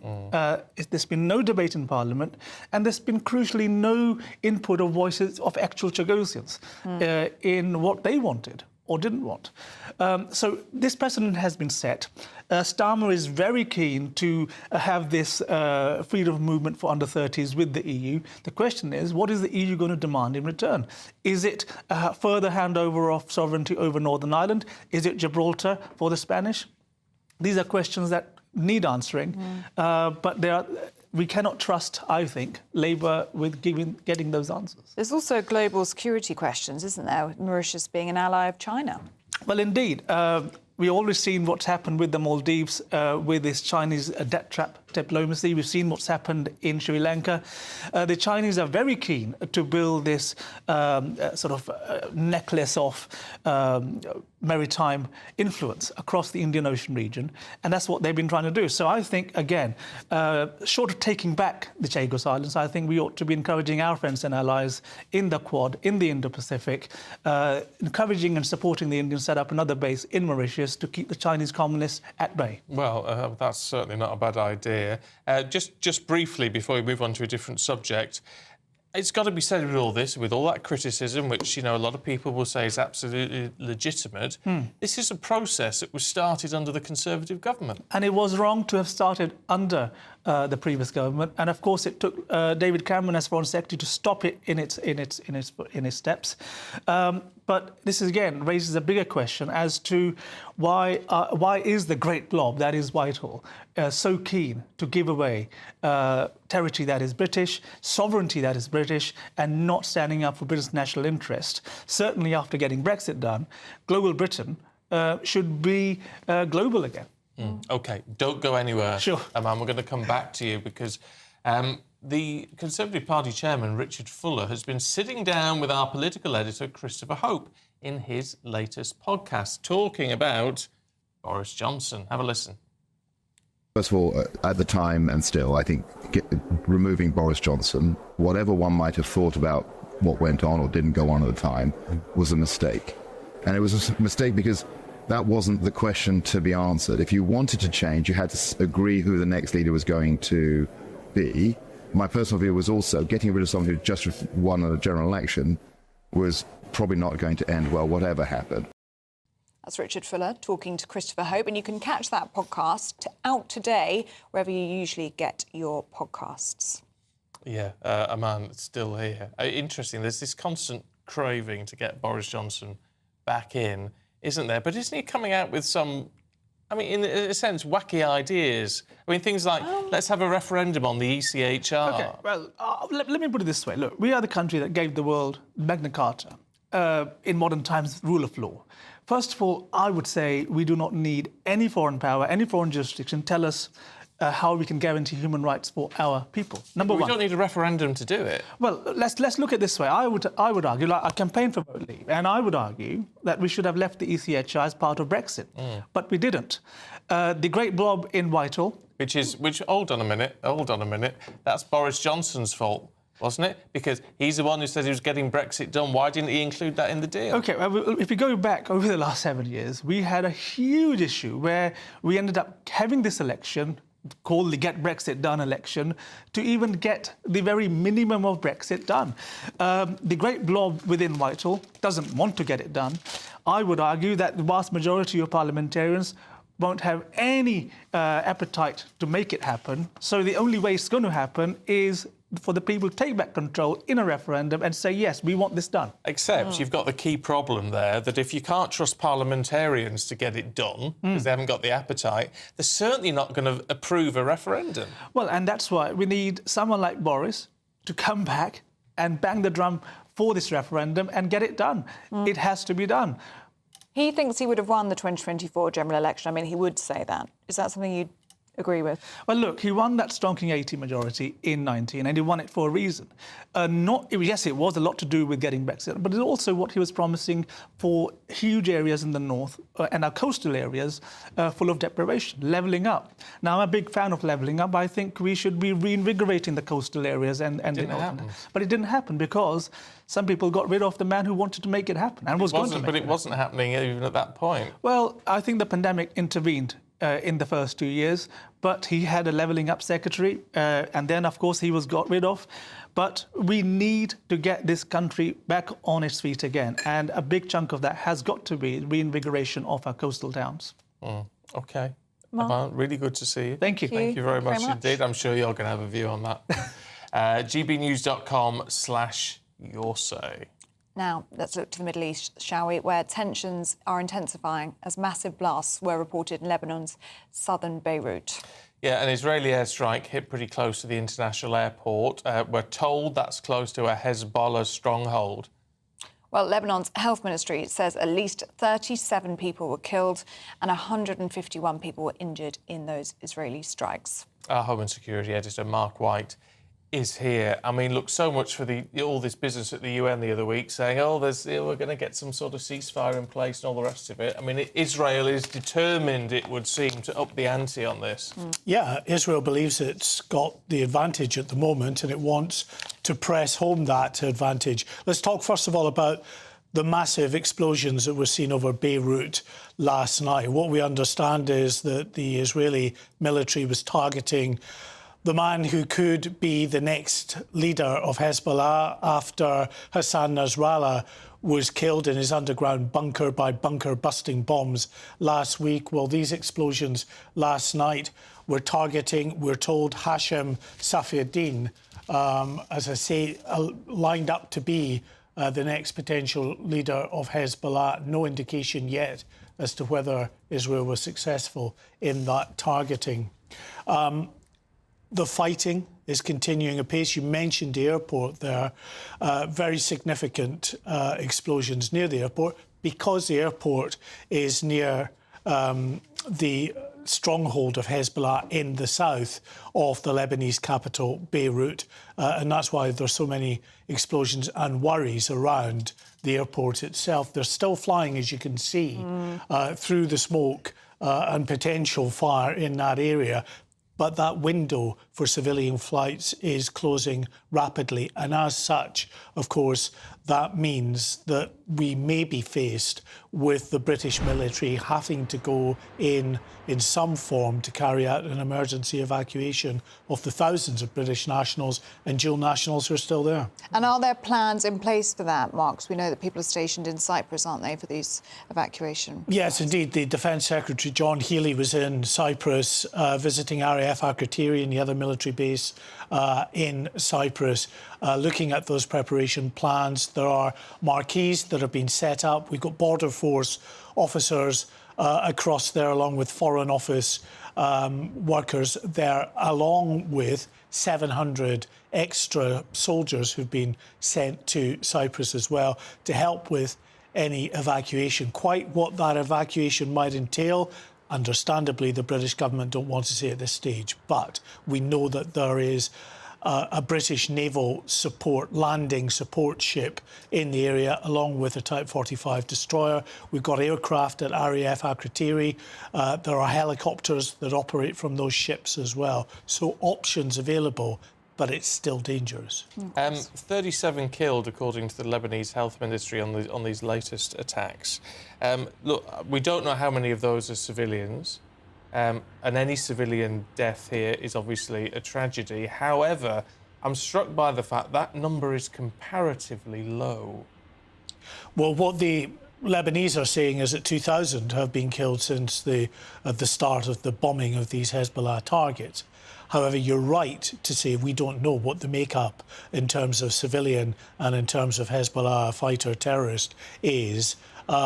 Because that kind of information, just as we see in Gaza, doesn't necessarily come out. We just get overall figures that people pick up and run with and assume automatically they're all civilians. What Israel say is that they are targeted strikes, they know who they're going after, and that yes, it's unfortunate, but sometimes, of course, there are civilian casualties. But Israel puts the blame full square at Hezbollah for, just like Hamas does in Gaza, hiding its terrorist infrastructure.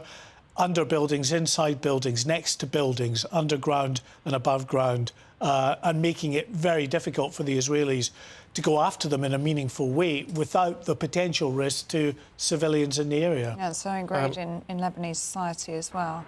I was just going to say, have we got any indication what Israel may be doing against Iran in retaliation for this 180 missiles? Well, because there's going to be something, isn't there? Yeah, I mean, that is the big unknown at this stage. The mood music that's coming out of Israel from the political class and from military leaders appears to suggest that it will be a bigger response than the response that Israel mounted after missiles and drones came over in April of this year by Iran. Although there were more of those munitions, they weren't the sophisticated and harder to counter ballistic missiles in the same sort of numbers. It was almost double the number of ballistic missiles this time around. So that will elicit a significant response from Israel. And then we're in the great unknown, because will Iran think, OK, we can live with that depending on what they strike, or will they feel compelled themselves to send more ballistic and other missiles over to Israel? If they do that, then, you know, we could be in for a very difficult period ahead. I mean, it's already very difficult on the ground.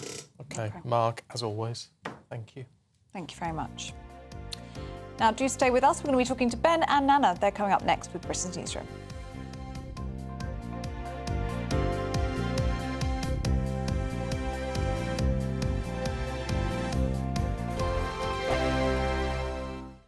Join me, Camilla Tominey, this Sunday when I interview one of the most significant political figures of our era, Boris Johnson. Nothing will be off limits as we discuss his autobiography, Unleashed, and everything in it. I failed to avert Megxit, but I did deliver Brexit. And I'm very, very happy to be on Camilla Tominey's show, Boris Johnson on GB News, the People's Channel, Britain's news channel. That's the Camilla Tominey Show on Sunday at 9:30 a.m. and again at 6 p.m. It's Patrick Christie's Tonight, and here we do things differently. It's explaining the absolute madness of this, doesn't it? It's explosive. I mean, this is very good. It's lively. 850. Your government sat there, Sean, and it did nothing. It's controversial. And the Middle East has been in turmoil since before I was born. It's everything you need to kickstart your evening. Everyone's had their Weetabix tonight. I love to see it. That's Patrick Christie's Tonight, weeknights from 9 p.m. Only on GB News, the People's Channel, Britain's news channel. This is GB News, Britain's news channel. We're joined by Lewis Oakley and Esther Stanhope. And Lewis, let's start with Free Gear Keir, shall we? It's been the story of the week, and apparently it's led to, well, calamity in the polls. Yeah, so he has dropped by 26 points in the opinion polls. And, I mean, it's just been sort of going down from day one. He didn't even start that high. But, yeah, this is just bad optics. As we say, like, he hasn't done anything illegal or wrong. Everything was declared. But at the same time, you're telling people they don't get their winter fuel allowance and you're there walking off with your swag bag. It's just not a good look. And even, you know, I was thinking as well, the optics of them trying to clamp down on MPs having second jobs. You know, any of those could turn around and say, well, actually, we have to pay for our own clothes. I just think it's just bad optics that he's had. And, you know, we've got those comparisons of Sunak in the stands. He's just sat amongst the people. And Prince William goes to Villa games, albeit in the director's box, but it's not an 8k per game seat. And by the way, can I just mention, this isn't just an isolated Labour incident. Since the start of their tenure, they were accused of filling the civil service with previous Labour donors, previous Labour aides, people who worked for Labour Together think tank. The civil service is meant to be politically neutral, and they bypassed a lot of procedures to get people into their positions, not least the Chancellor Rachel Reeves, who parachuted Ian Caulfield, his name was, who donated £5,000 personally to her, and then he ended up in the Treasury with a 175k a year job. Yes, he did resign after it was revealed in the Times, but it does make you wonder, you know, you've spent years having a go at the Tories for this, and you do exactly the same thing. Yeah, it's full of hypocrisy, and also the whole Sue Gray thing, and they were slagging off the Conservatives for not towing the line, and now they're being hypocrites because now they're taking freebies. GB News, the People's Channel.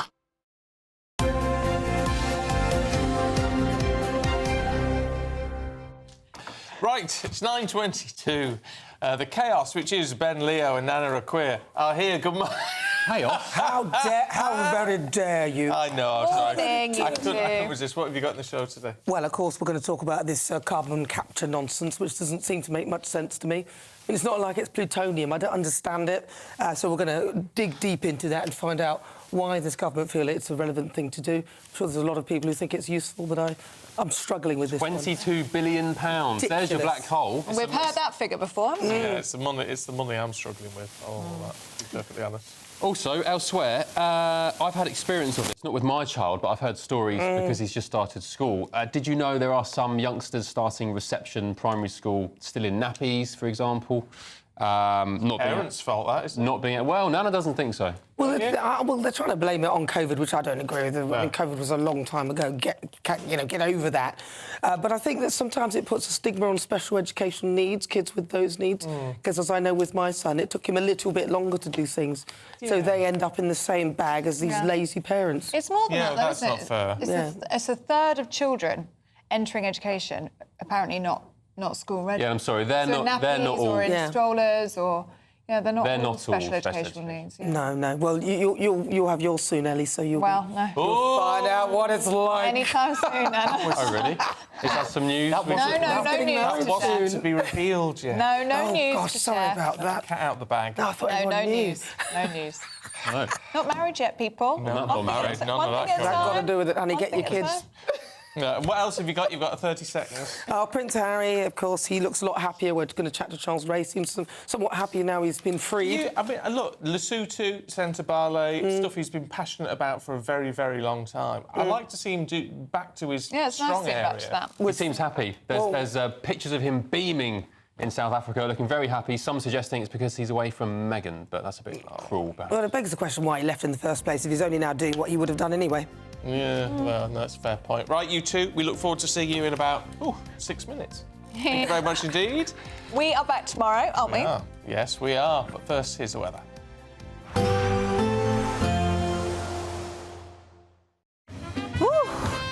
A chilly start will give way to a lovely, warm afternoon. Boxed heat pumps, sponsors of weather on GB News. Hi there, good morning. Welcome to the latest update from the Met Office for GB News.